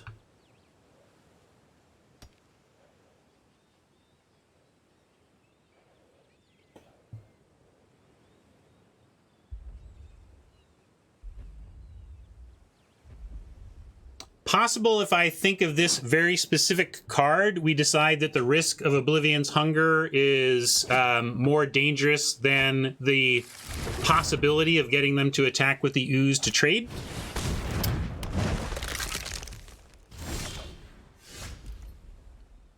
Here we can Root Grazer and Raptor and replay a land, although maybe at this point we want to take this and see about getting potentially to 7 before we're dead. We're at 6, though, facing a bat in the air. How are we going to deal with that? Guess we got to get back our Sentinel and actually hope that our Sentinel eventually gets big enough, right? So if we go Sproutling for Sentinel now, and we get land, maybe that's... Sproutling for Sentinel... Land Raptor to chump, then land to make a big thing to block the Gloom Hunter. I think that's all we've got.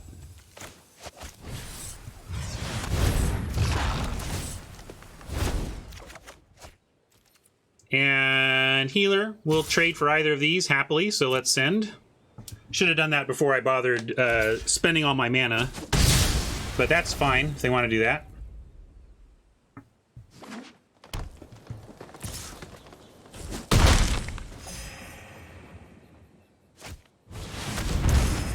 Good job, Oppo.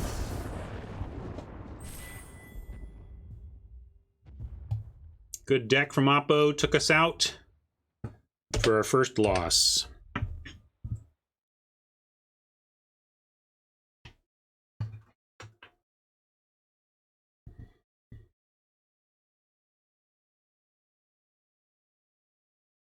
Seems like a synergy format. Poseidon asks, do you think it's more important to cling to the draft archetypes or more generally just to get good cards in color? I mean, certainly early on, I want you to draft the hard way and take the good cards in color and see what the table is telling you to do. But once you've found your lane, prioritizing synergies seems pretty important.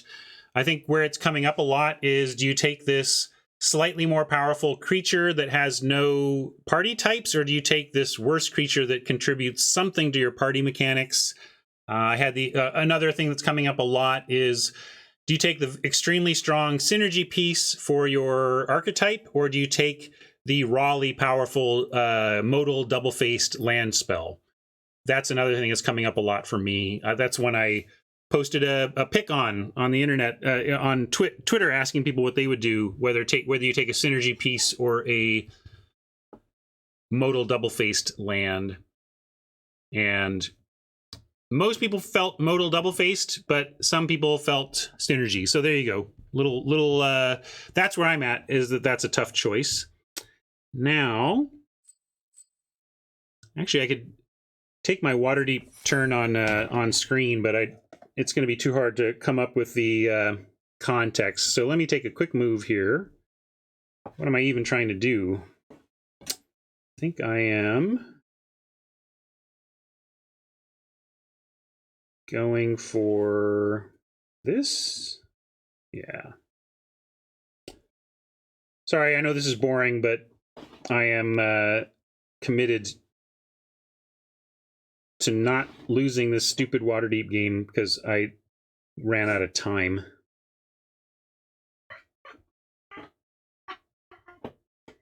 You don't know the trials and tribulations of... No, they all know my trials and tribulations. Welcome to my world, people. Hold on, Margaret. Hold on. Hold on. I'm not asking that much of you. Hold on. Yeah, like you're Miss Prompt. Like everybody's waiting. Like Margaret's waiting around for everybody else all the time. I am. Mm-hmm. Saint. Mm-hmm. Lies. Waterdeep. Okay. Long is important. Thank you.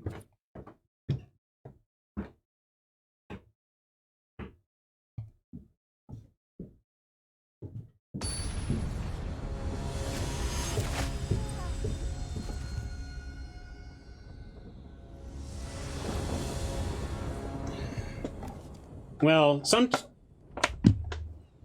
every couple, sometimes you fill in each other's gaps, sometimes you build on each other's same strengths, and sometimes you both have the same gap and it affects things. And when it comes to timeliness and all that stuff, unfortunately, my wife and I are in similar deficit. I don't know if this is keepable. We have a Baloth on 4, but that's not soon enough to interact, so we're going to mulligan this. Even though we have a nice split of our core colors, this just doesn't do enough soon enough to keep. This looks a lot better. I'm going to keep, and I'm going to toss a forest since we have reclaim to go get a swamp.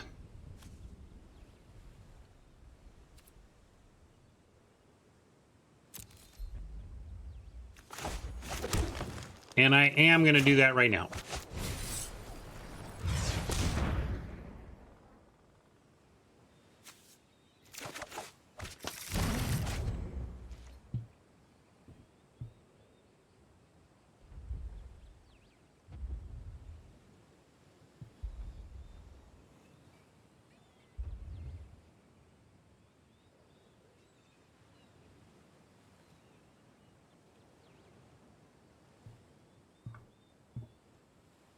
Yeah, you can end up synergizing in multiple directions in the format, which is a strength of it, I think.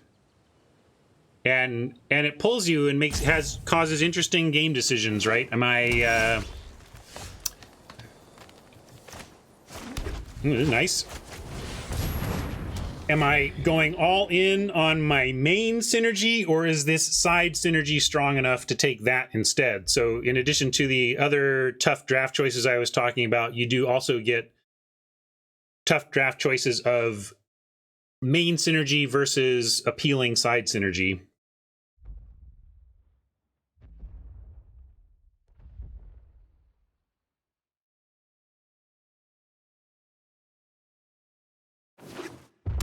I hope we draw something interesting to do on 3 besides deciding between Sproutling or Root Grazer number 2. Looks like we get that choice, though.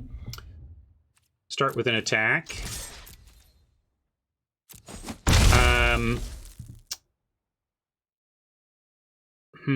Trouble is with Sproutling, we can get this Reclaim back, so I'm going to wait and go Swamp, Root Grazer, and we'll put the plains onto the battlefield before we untap.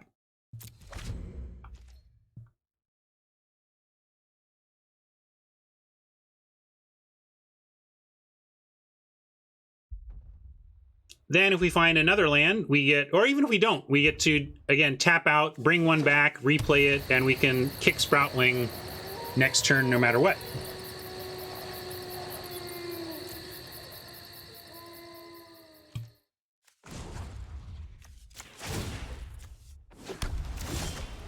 Instead, we get it au natural.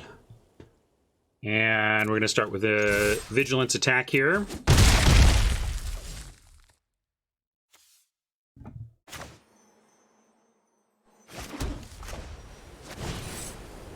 Oh, wait, I didn't do it right. I forgot we only had 1 green. So instead, we're going to hold up Alliance and do this next turn. Oops. The frustrating part is I could have done it. If I had realized I didn't have double green with the Plains play, I could tap, bring it back, replay. So we could have done it, but holding up Alliance isn't awful here. But it is an oops.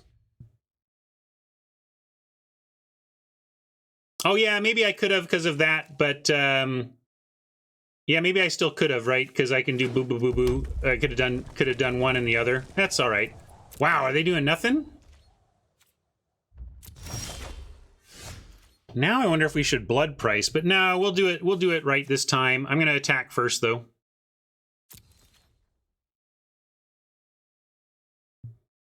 Double Root Grazer shenanigans are messing with my brain here.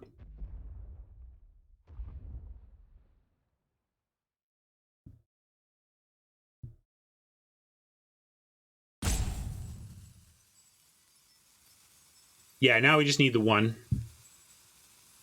And that's why I didn't think it...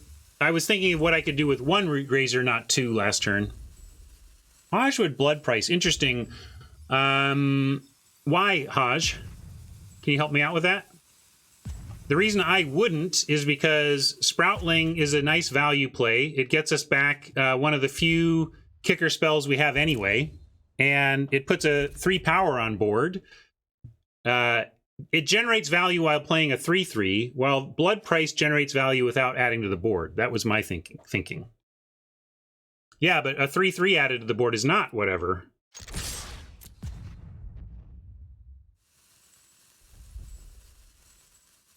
Looks like we may have to Deadly Alliance here anyway. I don't know what flash stuff there is in green-red, but if there's a creature here. Sometimes there's flash green. Not often, though.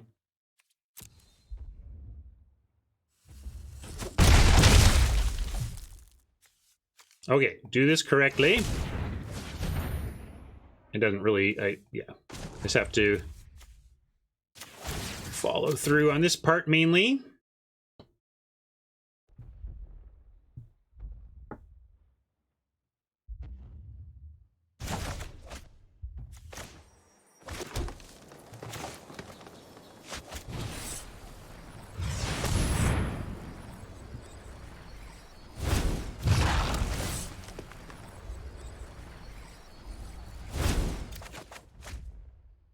I forget what it's called, but it's a, there you go. Modal Shock Shatter, could be. Yeah, that could get nothing here. That'd be a frustrating thing for them to be holding.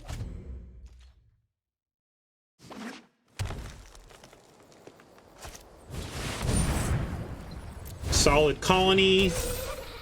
We've got action too, though. Let's see, do we want, this is where I gotta figure out, we're not doing any landfall stuff, so we're not gonna bounce anything right now.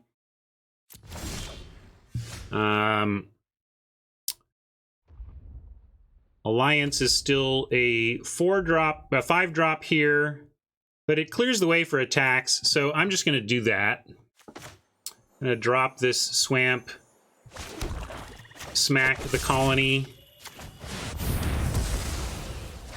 and slam.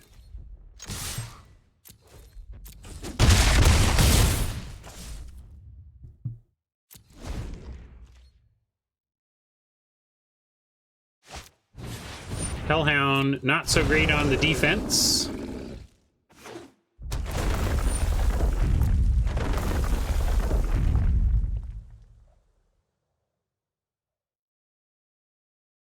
Some burn coming at the Sproutling. Oh, Rabid Bite. Right now that doesn't do what you want it to. Maybe they've got more coming. We'll see. Ah, Spike Field, sure.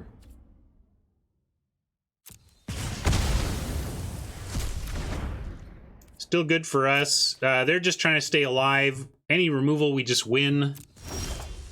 No removal. Let's see. We do. What removal do we have that we could draw? We have more. We have another Blood Price. We don't really have any punching of our own, though. So don't think we can draw and find a win. So I'm going to send in, have them do their chump, get them to 1, presumably.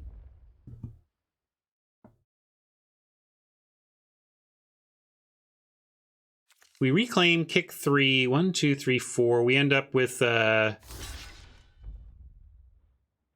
we can put them both in. We can do it all. We can actually reclaim, kick, and Blood Price this turn. Yeah.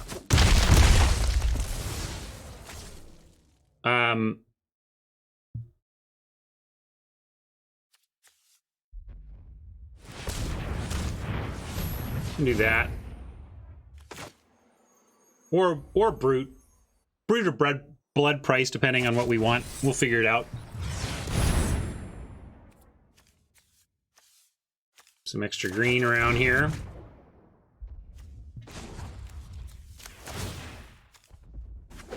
So what do you think? Just extra damage? Or, yeah, let's just get extra damage. There's no need to do a Blood Price. We should Blood Price next turn and potentially draw a removal to clear anything anything out. Well, yeah, it doesn't matter. Land for turn, whatever. Is all the same. Same number of lands in the end. All right, cool. We got there. They needed some kind of sweeper that I don't think exists in those colors. Yeah, double Cinderclasm.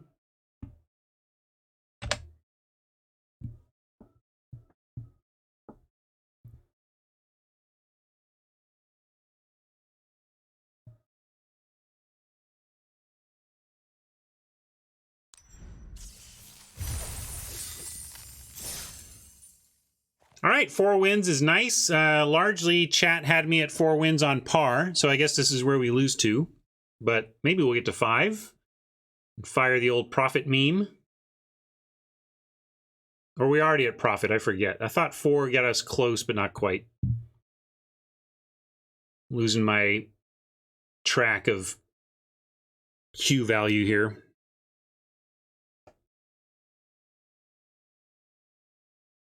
Yeah, close but not quite. So my brain actually came up correctly on that one.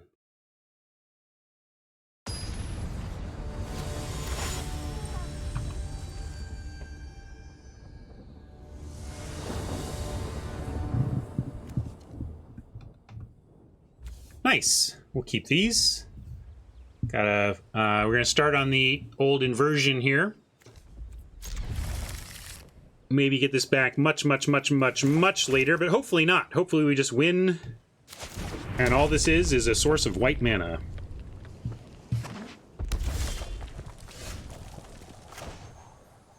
Yeah, I'll go with a no-value colony since we have no other 2 to drop.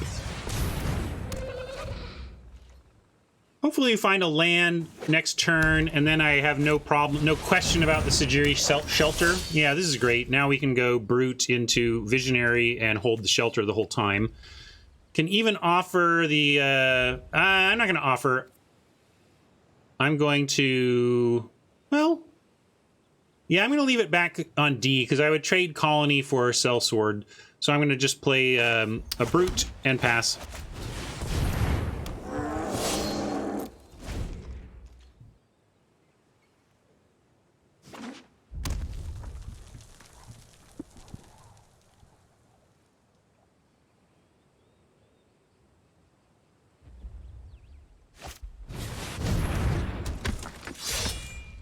Warriors are coming out to play, yay.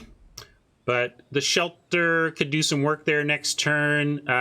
Maybe just play the Visionary, though, because Visionary and Brute both block a paired Tactician and kill it with 1 counter. And if Oppo has something to stop that, then we have Shelter plus the other one blocking in a future turn. Although at that point it might be a 5/4 and much tougher to kill. So something to think about.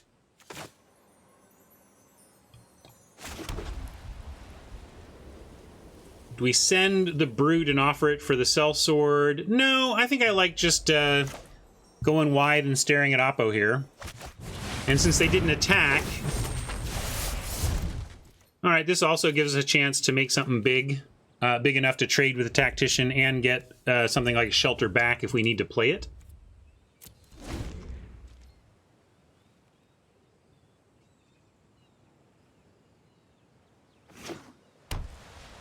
If they don't come up with an attack here, though, we've got Zendikar next turn. All right, that's pretty good. Maybe they'll just do it because the stuff is bigger now, but we still have 2 great trades here. Well, not great trades. Let's see. Do we want... Next turn, we could double block it and Shelter. So I'm just going to take the Colony for Sword offer here and then take 5. And then next turn, we'll try to double block with the Shelter up to take care of that paired Tactician. And they have to find another warrior to attack with, though, too. So it's possible the double block... I mean, it shouldn't matter either way. We double block with Shelter, and it should work.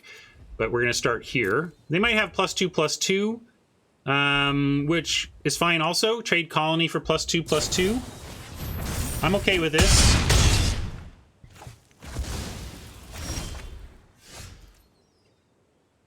So now, Brute plus Shelter is where I want to be, over Root Grazer or anything.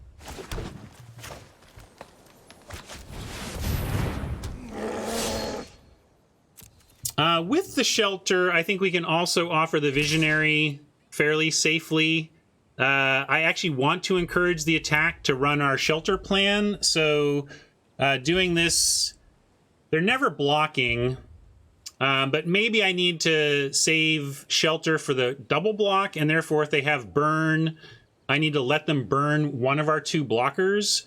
So rather than go for an extra 3 damage here, I'm going to take extra care to make sure that our shelter plan is intact through removal.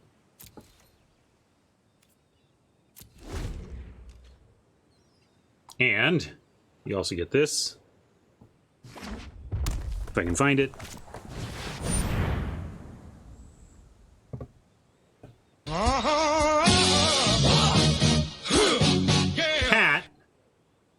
Hat, why you gotta be like that? That doesn't seem particularly beatable.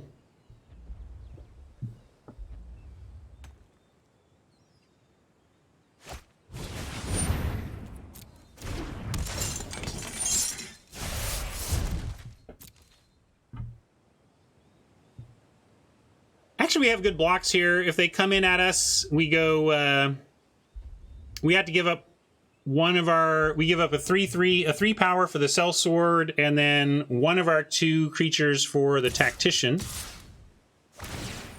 But mainly the tactician should die here.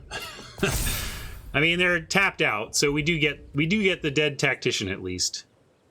And we'll throw sellsword, visionary, and then brute.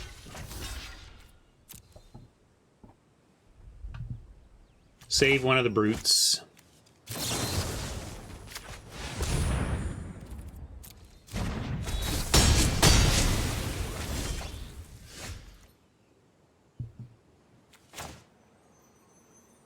And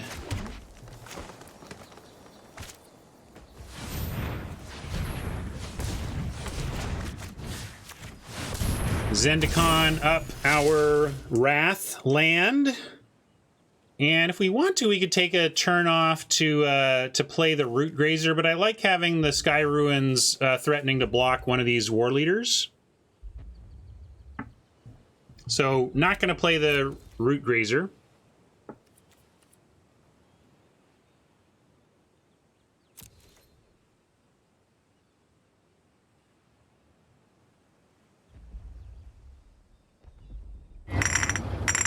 Warriors, come out. Oh, sorry. Wait, I might have cut that one off. Warriors, come out to play. There we go. Sorry, Oppo, I had memes to do. Would you believe Warriors? The Warriors, yep.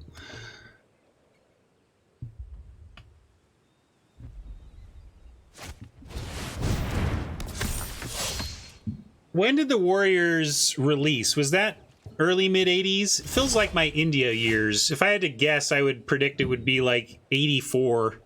Oh, 79. Okay, I was just too young then. 86 is way too late. It was a thing when I was in India from 83 to 85, and it was kind of popular among my crowd there, so that's why I was thinking. Another tactician. Well, we're just gonna dump our hand.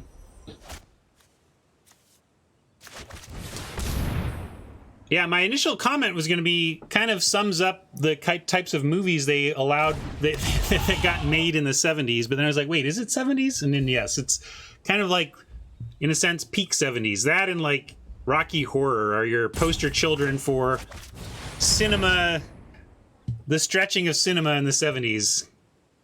Can you dig it?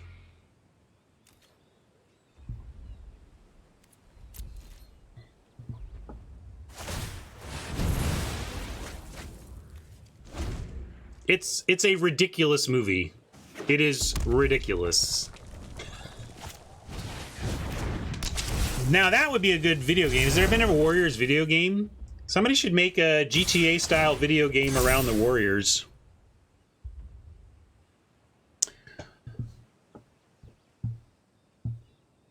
All right, well, here we are, doing what we can. And I think that's this. The other thing we could do is throw a 3-3 on... I mean, this is a warrior. Actually, let's do it this way. I mean, if they've got something, we're just dead. Okay, I'm just out of touch, I guess. Was it any good? It's great. You liked it? All right, maybe I'll have to go play that for some nostalgia. Okay, so we're gonna go all or nothing here, gang. Either this works and we are in this game, or they've got something to blow us out and we're just totally done for. But I'm gonna make my stand here, and either it's gonna work or it's not. And if this successfully kills this war leader, this double block will successfully kill everything else. So, whatever. Here we go. I'm expecting to get blown out, but I'm making my stand. I'm making my stand, and either we clear this board, or we lose this game. There you go. Eyes wide open, everybody. I just had to make them have it because against this monstrosity of a thing we're up against, I didn't feel like we had anything else we could do other than make them have it. Now I'm gonna stick around because maybe there's some world where we go swamp. Let's see. 7, 8, 9, 10, 11, 12, 13, 14. Now we're just dead. Okay. I'm quite happy with how I played that. I know that we got blown out, but we signed up specifically for that risk, knowing that it was kind of our out to play. Yeah, and the fact that they even offered it to us was our sign that we were not going to get it. You know, like the fact that they would offer a clear board implies, given their advantage, that we were not going to get it. However, I didn't see us winning any kind of long game from there, so I chose, and they were in silver. Sometimes a silver player makes a mistake that a higher ranked player wouldn't make, so we tried to trick them, or tried to see if they would make a mistake, but they were just on it. Yeah, well, I was saying, time to lose twice, because everybody said 4, and we were 4-1, so now it's time to lose twice, right? Nah, here we go. Profit incoming.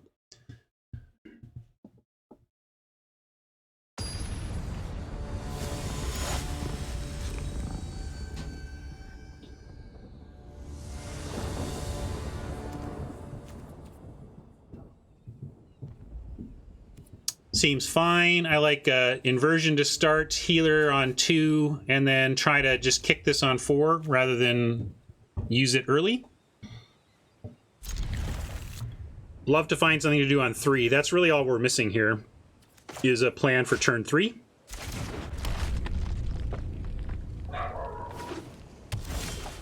Boom! Plan for turn 3. Coming up Millhouse this time, maybe we can ride this to something positive.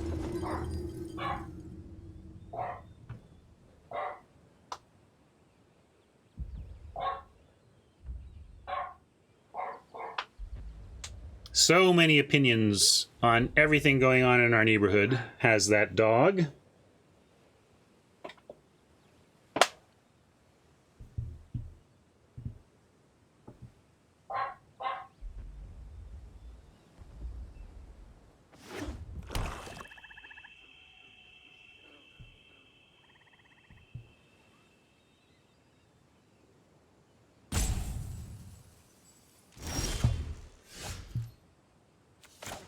Alliance, also nice to see, given the Reclaim the Wastes. If we can resolve Reclaim through any possible counter magic, then that means we get to resolve our Deadly Alliance.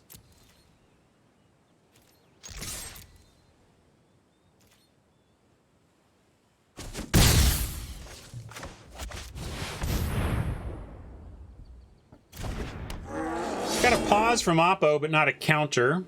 Tough to know what that means if they don't do anything here. I'm taking suggestions, though. I think it's Deliberate. Here comes Oppo's Deliberate. Into the Royal, unkicked. I'll take that.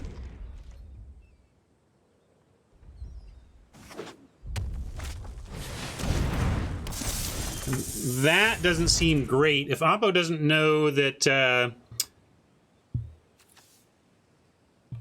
party isn't that important to us, they might just offer this trade, which I'd be happy to take. I'm going to start with an attack and then follow with the kicked wastes to... we can even wait on the kicked wastes, I suppose. But I'm quite happy for that trade. Quite happy for that trade. Could even go Zendikar, use all our mana, and then have that for next turn. Nothing in our hand. I can find another land, we can kick it through an attacking Zendikar even. But this is only 4, and this is 3. This is only 1 more than this anyway, and if we find a land, we can get the attacking Zendikar anyway.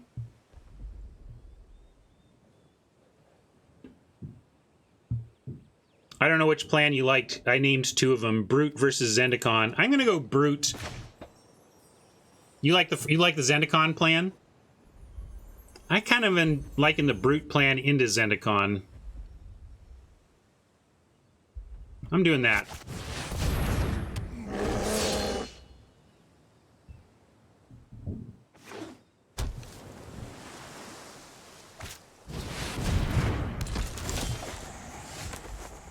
All right, and we do get Brute into Zendikar. We don't get to attack with the Brute, but I'm still going to stick with the play of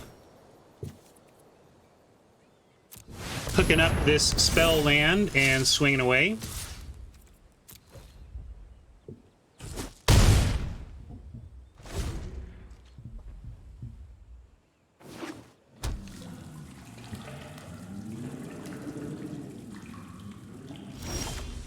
Another Brute. We could just open on the Brute. Bunch of mana here. I'm kind of expecting maybe another Into the Royal, but it can't get our land spell, and we're not attacking with the Brute anyway. So let's go ahead and start with a Sky Ruins attack. See how that goes. Nothing from Oppo. I don't want to get this countered. We really do want our swamp, but maybe they wouldn't counter it. First, a lot of the counters are creature only. And second, I don't think they would necessarily want to counter this. I'm going to risk the wastes here. Can I kick it? Yes, you can. Can I kick it? Yes, you can. Well, I'm going. Go on.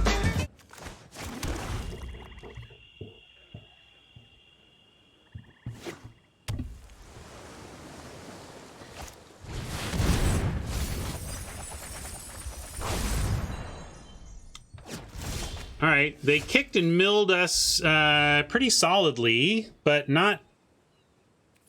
I'm still not too worried if we can just keep the way clear here. And we're going to Deadly Alliance. Would we even need to... Do we want to Alliance here or just Brute Raptor? You just attack and then Brute Raptor and then Alliance next turn?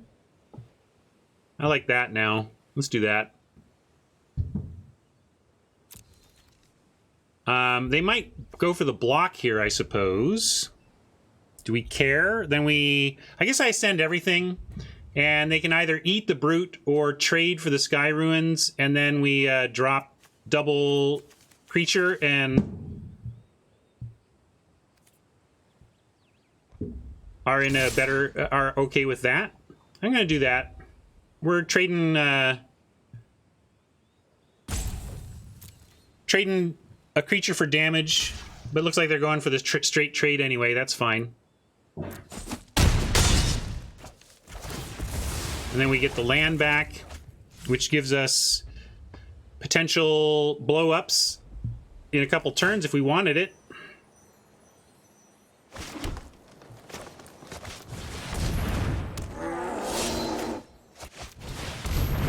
We're going to decline and just try and get there on damage.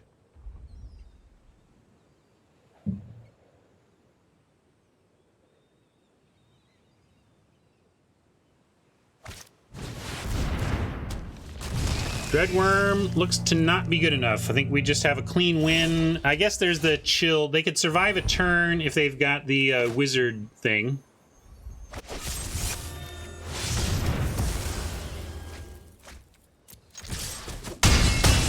All right. We got profit, everybody. It's profit.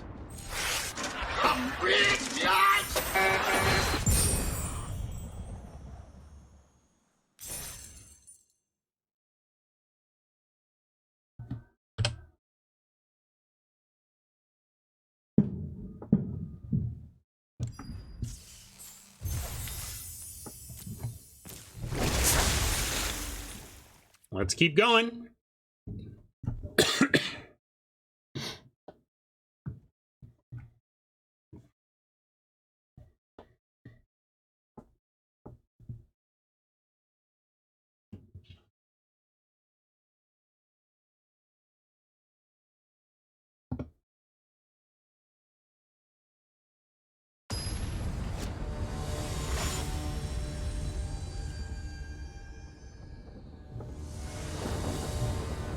Most successful so far has been blue-green kicker.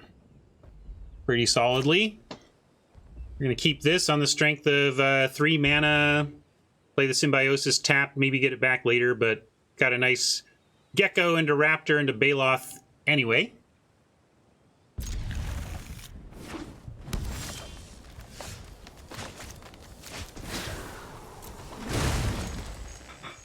Now we'll go Gecko into Brute into Baloth and save the Raptor for possible shenanigans. Got a healer. Maybe we throw the healer down over the Gecko. Nothing in hand really to kick right now, but we might find something.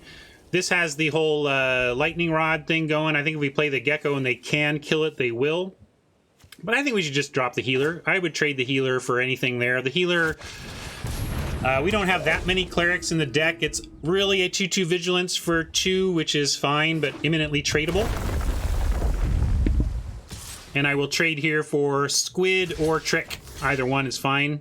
I guess if it's a +1/+1 counter Trick, that's the worst for us, but I'm still gonna risk it.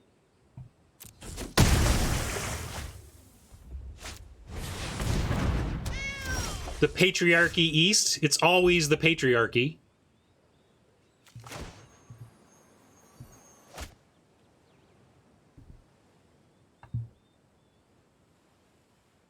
Do we still just want Brute here, or do we want to go Root Grazer given not a 4th land yet?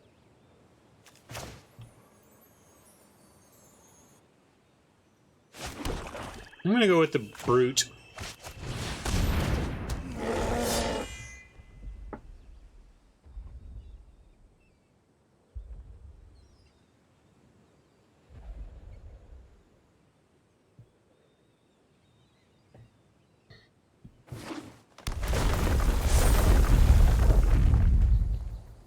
And I'll offer another trade here. I don't know how big that cat's going to get, but I'll offer a trade before it gets too out of hand.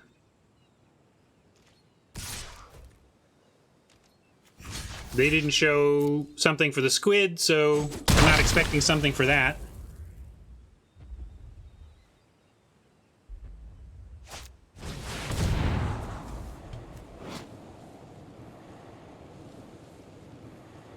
Scry 2, draw 2.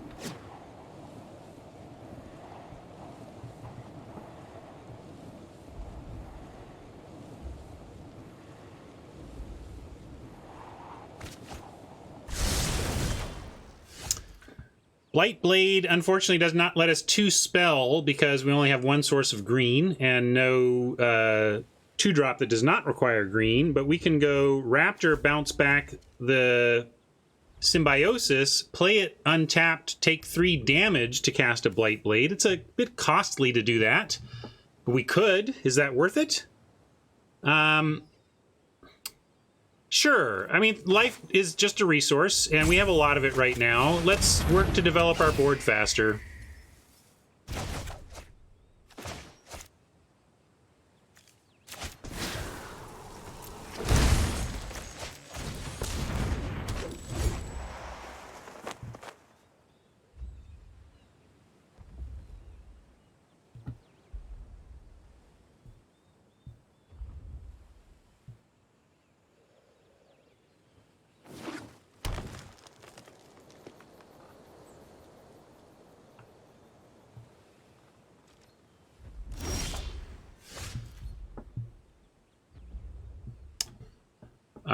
Let's see, what could this mean? I don't know. A lot of open mana there from Oppo. We do have a 2-spell turn here with Gecko and Grazer. I'm going to start with an attack, though. Oh, no, there's the Flash Flyer that I don't want to just run into. I'll send the Blightblade, but I'm not going to send into the 3/3 Flash Flyer here. Okay, no stops at all. I don't think they have any instants. Weird. You can understand why I was reticent to do that. We could also go... Yeah, we could also go Baloth. If they don't have anything, we go Baloth, Blood Price, you know, fine. Just try to get on it with the Baloth. I'm going to do that. A counter wouldn't have thrown a stop. That's 2. It could be a counter, but I'm going to make him have it. Wow, nothing. That couldn't be better for us that they didn't have anything there. Geyser Mage kicked. Pretty powerful.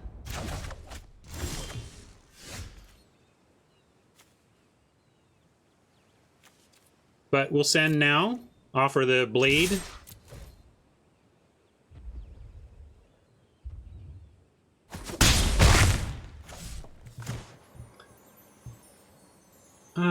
We could go... I'm just doing Baloth again. I have a feeling this is the part where we just get bounced and bounced and bounced. And like, this is where green-blue kicker starts to shine. At 6 mana is where green-blue kicker starts to say, no, you don't get to do anything ever again.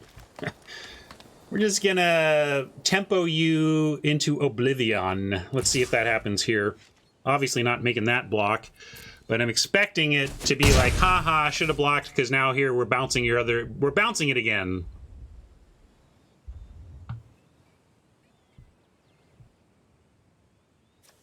Royal Maging back the inscription could be good.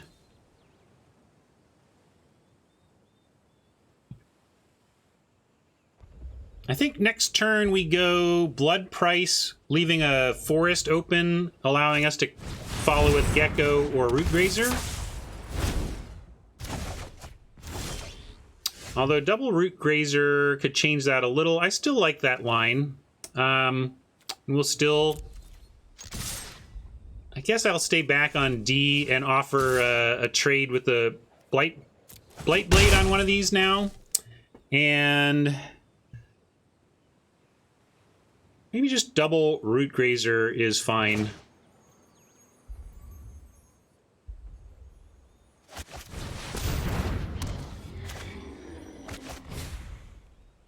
Oop, that's not a Root Grazer, that is.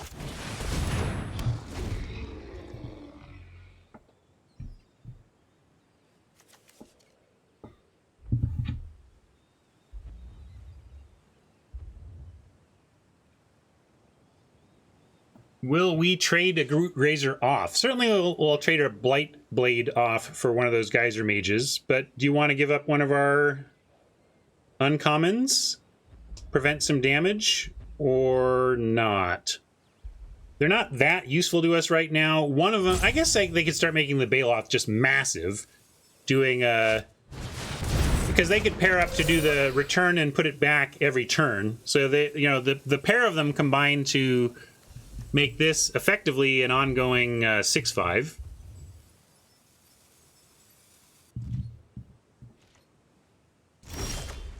Interesting that they didn't seem to want the block. Well, I was going to take Blood Price for cards. We could also go Baloth for power, but I like Visionary for a chance at a land and a Gecko.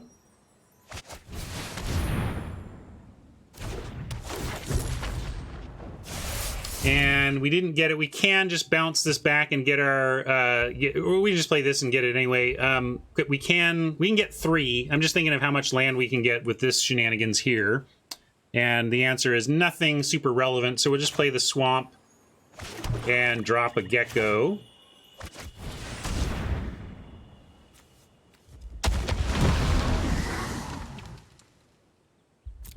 And we still get Raptor in the air. I don't see any reach.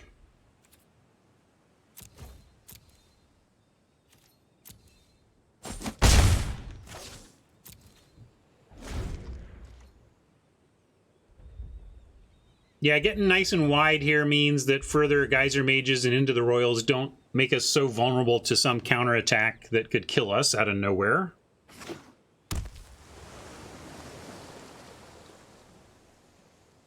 Really don't want to see them reload, and now I know I'm like tempting the Magic Gods to just do exactly that, but the Kicker Divinate would be like a great spell for Toll Kroll here to reload with all that mana.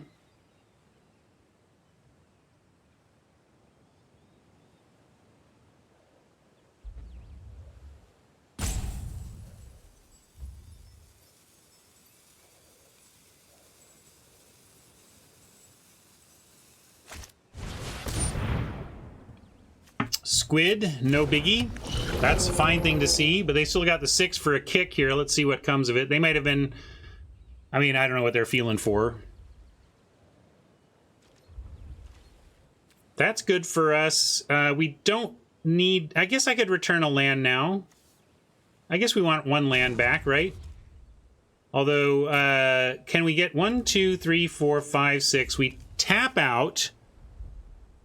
We return this one and replay it for 7. We turn this one and cast it. So we can actually cast the Symbiosis if I just wait. So I'm going to wait.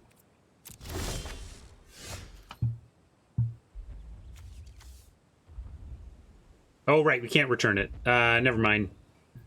I've been pretty good about remembering that, and then I just slipped my mind right there. So anyway, we'll go Blood Price. But Balot's not doing much on this board anymore. We're kind of trying to get in there with the Raptor. I'm going to draw cards first, though. Let's see. If we get... I'm going to do it this way. If we find removal, we can still bounce a swamp and replay it.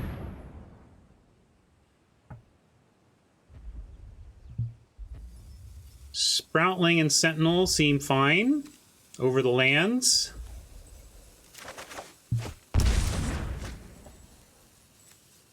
Sproutling gets nothing now, but Sentinel would be a play. Although we're going to wait and try to make this a 4/5, and right now just go in with Raptor and drop Healer.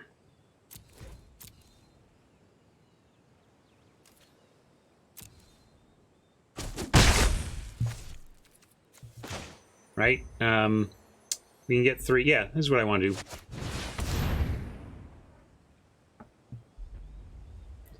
Keep getting wide. Oppo on 2 cards, 6 mana, and a pause. Nothing here expresses a pause, so this could be a counter. Maybe they're trying to decide if this is something they need to counter. Nope, they're just going to ambush that. Nothing we can do to do anything saving of that, but we have a Sentinel around the corner, so I'm not worried about this.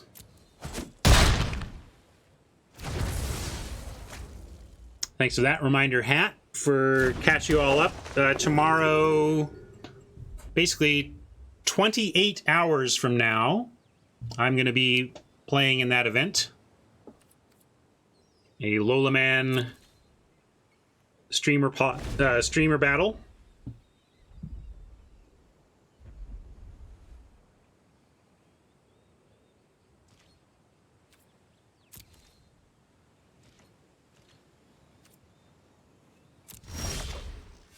Inversion, interesting. We could use that eventually. We're going to hold it in case of need, but right now I'm going to go for a big Sentinel through Root Grazer Shenanigans.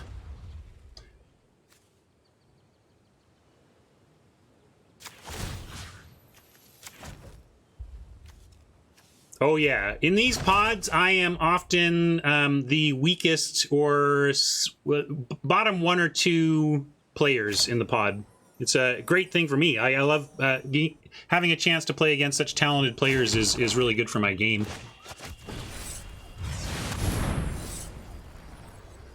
Oh, I didn't need to because of the Gecko. I keep forgetting the Gecko reduces kicker. So I didn't even need to do that tricksiness.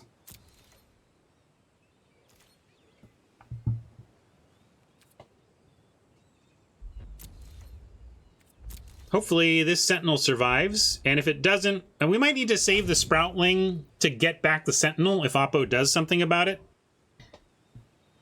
I mean, we don't have anything, we don't have any value to get back with it anyway, so right now I see this as a rebuy our win condition card, not a cast it for anything card. Yeah, first kick, first kick.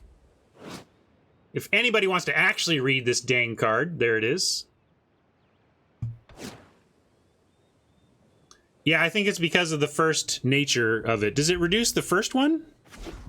Or maybe because it doesn't reduce it unless you kick it, so it can't show you the reduction up here because it's not true, right?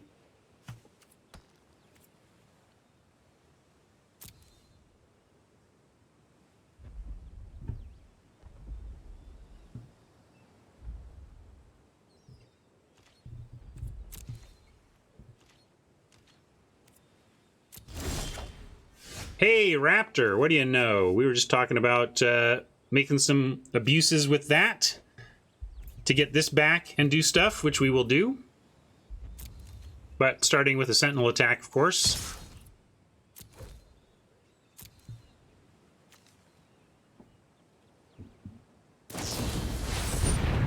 Into the Royal. So, new plan. Just going to recast it. This time knowing that I don't need shenanigans.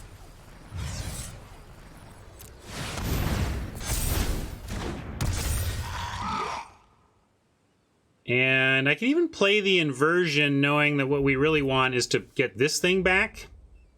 So I'm going to do that, actually. I don't think we're going to want to invert this game. We want to press our advantage. And we can hold the Raptor and get it back anyway. So I like holding these two in case of future needs, and then decide next turn if we want to try to cast this. Although I don't know if we have the mana to bring it back with Raptor and cast it. Probably not. But the point is, we can. I'm willing to play this to think about future Raptor uses on the special lands here.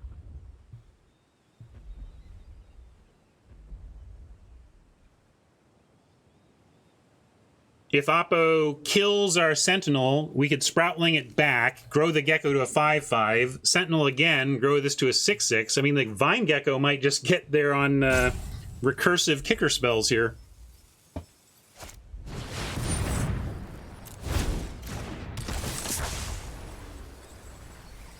Probably reset the Gecko even here? I don't know what they do. Like, you can send back the Sentinel, but it holds it off for a turn, but the Gecko gets bigger.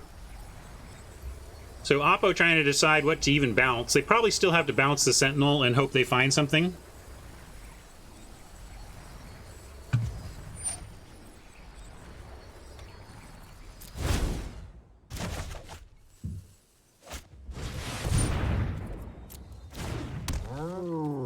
Looking good for us. Yeah, it's a classic best of 3. Somebody goes 3-0, somebody goes 0-3 affair.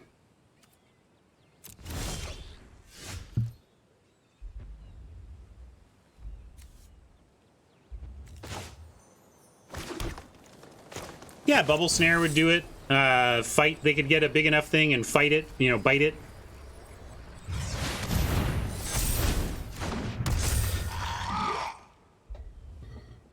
We could play. I'm going to do the Raptor this turn to get this land back in hand. So we're going to go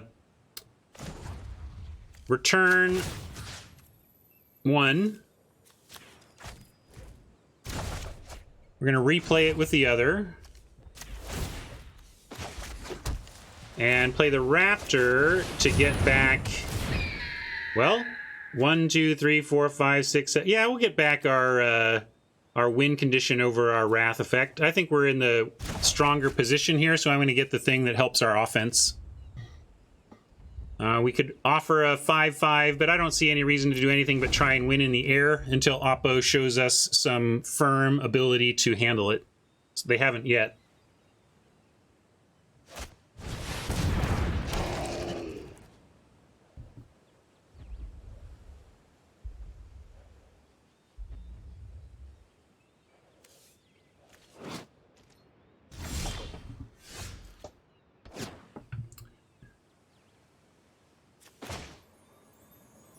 Let's see. We don't have any haste except for the Zendikar, which isn't a creature. So I'm going to attack first, and then we'll Symbiosis.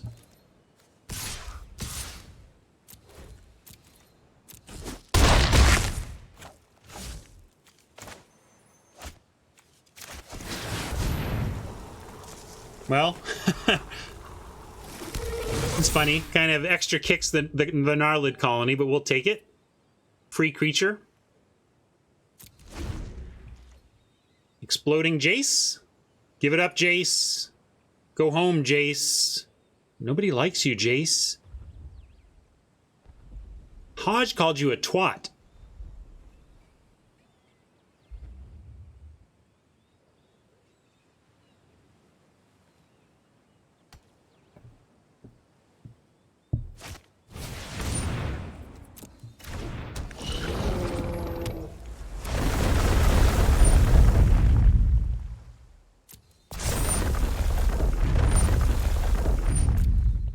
Desperation attack. That's what I'm expecting. Maybe he doesn't block. You know what? We're going to block. Actually, we'll save the gecko. Throw colony here.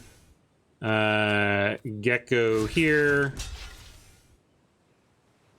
2, 3. You can throw a 1-1. Actually, throw a 1-1 on the 6-5. Death Toucher on the 6-5. We don't even need to use that for that. And then we can eat some more stuff, like so. And we'll try and eat that. Oh, maybe we want...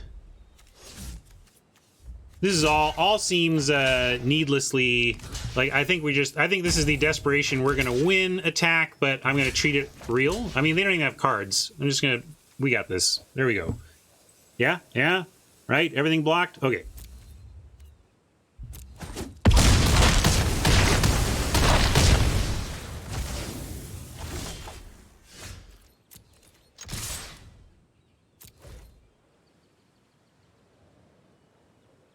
Cool! Close to the Magic 7.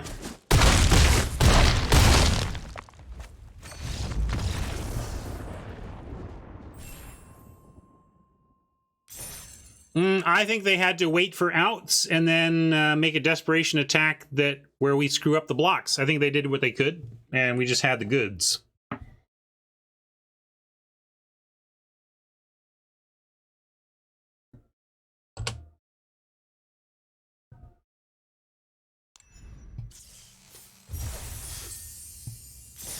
All right, we made it to the full count. Full count. 6 and 2 is full count in arena events. Let's see if we can get to the Magic 7.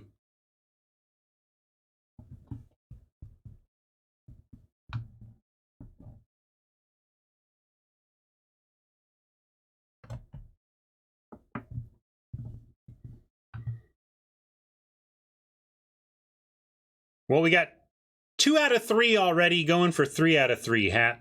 Going for 3 out of 3.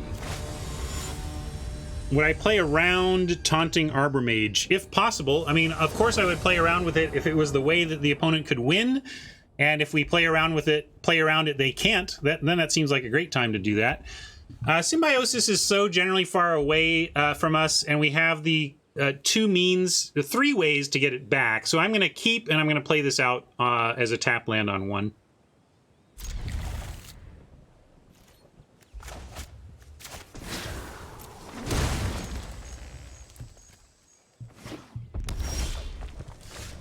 I'm going to Gecko here since it attacks better and can ramp us.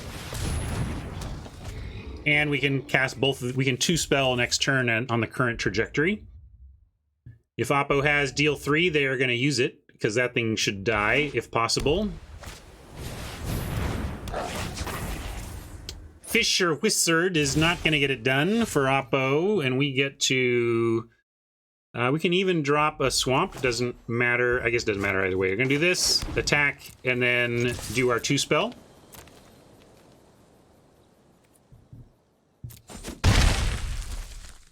Gecko? It's a gecko, right?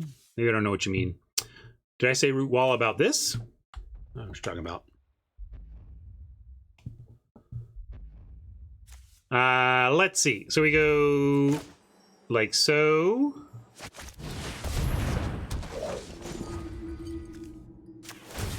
Like so and like so. Oh, Root Grazer. I was confused why you're saying Root Walla, because there's no Root Walla. You mean Root Grazer. Yes, I can see that I may have slipped the tongue there. You slipping the tongue.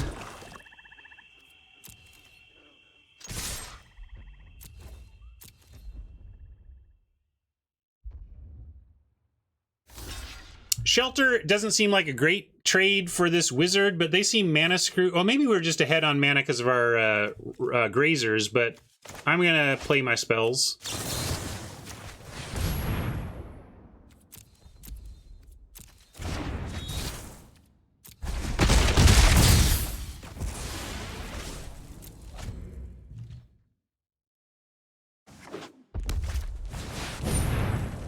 Ooh, that one I didn't read yesterday and cost me. I'm going to read it this time and be happy that we only have 2 toughness, so they can't get us with a single spell. But what a scary creature!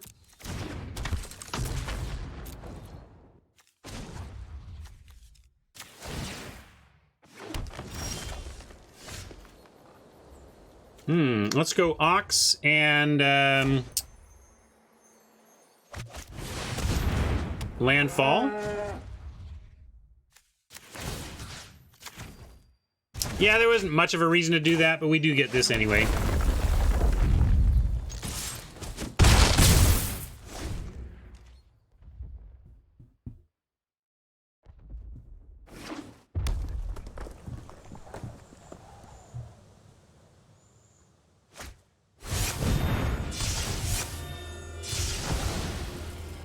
Timely Journey, because that Ox was going to be super trouble for Oppo, but we found a nice follow as well, so we can find for some blood. Deadly Alliance, Zendikar are all right. Can't get that this turn, but we have the Alliance for next turn. No attacks here.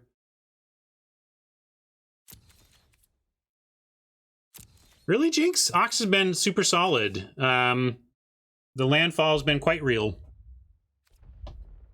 It's a little clunky. I mean, it's 5 mana, right? So it's often trading... you let others trade up with their removal, but it's been a big player for clearing the ground of annoying stuff. I don't want to oversell it, though. I consider this like a C, you know? But often I consider 4/4s for 5 a D, right? So I feel like this is like a C, which is unusual for these types of cards.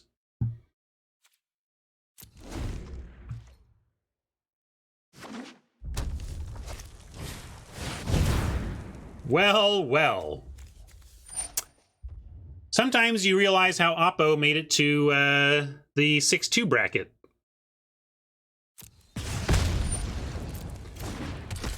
Ah, well. Bye-bye, Gecko. I was wondering why they weren't going for the Root Grazer, and there you go. That's why. Not dead yet, though. Super powerful turn, obviously, for Oppo, but we get an Alliance on one of these next turn, and then a Zendikar on a relevant land spell. So, as powerful as Oppo's board and situation is, we are not just dead.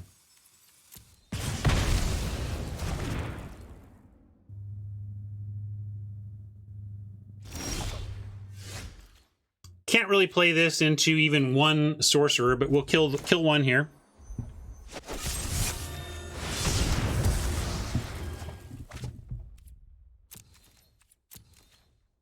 And next turn we get a 4/4 to their 3/3. And if they happen to kill it, we get a cool spell back. So, all right.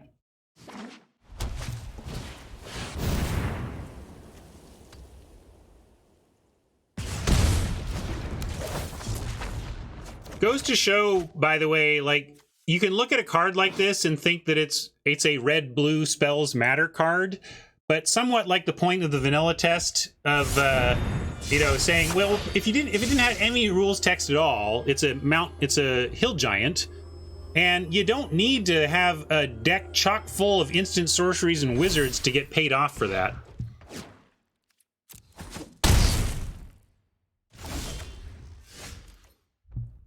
Okay. 3/3, block some stuff. We could just do the 3/3 and the healer, but I like Zendikar defense. Thanks, Robert.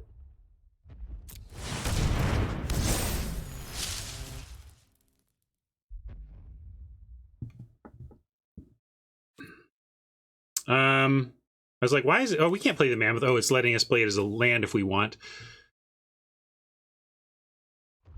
1, 2, 3, 4, 5, 6. If we play that, then if we draw the 7th and this dies, we can actually cast that. Not like it's even just the greatest spell of all time, but it is a potential reason to play the Mammoth. I'm going to go healer and be willing to double block healers.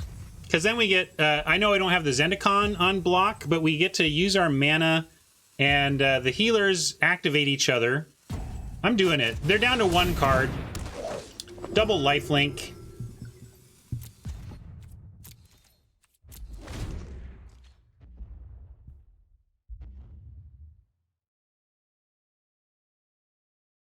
Could be rough if they come up with removal here, though. We might have to chump.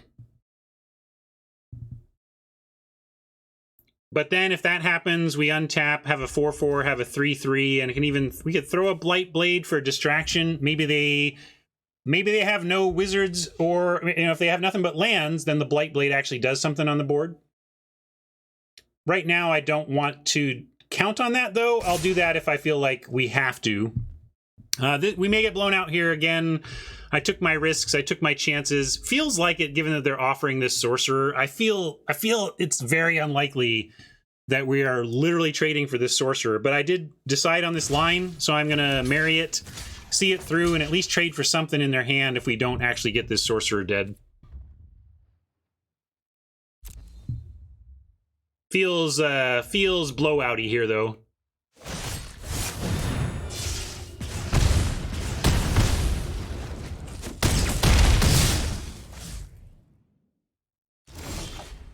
And now we have to go Mammoth, Blight Blade, and hope that there is no additional wizard or sorcery for them. Not the most likely line of all time. So we'll save this, though. Your friend here is only mostly dead.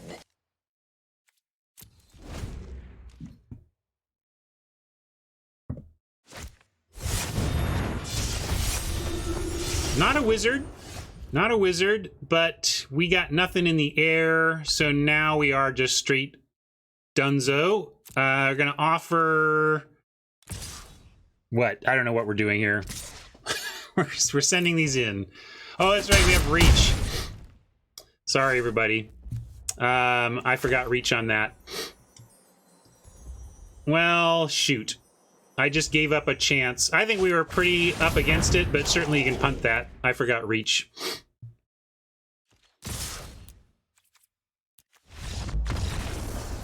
We were going to have a hard time coming back from that, but I sure should have given us the maximum chance. I'm not unhappy, though. We had a good day of play. We got our profit back, and I showed you all why I'm not a professional Magic player. Seriously, it's these things, right? You just don't see the top pros making those slip-ups. I always say, I've never been super aspirational with my play, simply because I'm totally comfortable, confident, and aware that I am not pro level, right?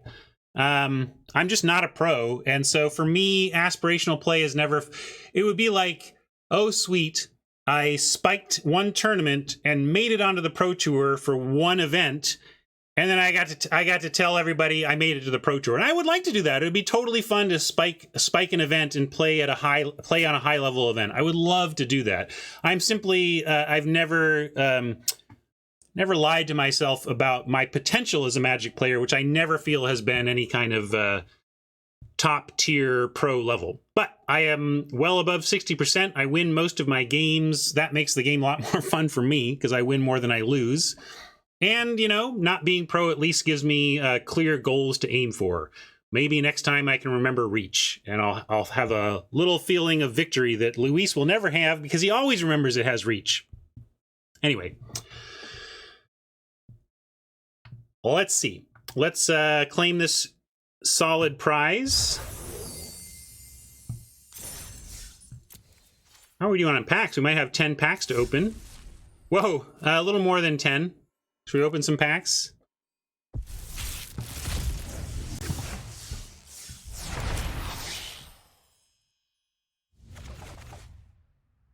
Yeah, we had a good run, no complaints, and not as brutal as a punt can be. The punts where you feel like you gave up the win are the worst, but that one was just like delaying the, I think, inevitable.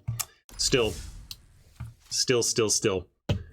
All right. Thank you, YouTube friends. Good to see you. Thanks for hanging out. Catch you for the next one. Bye.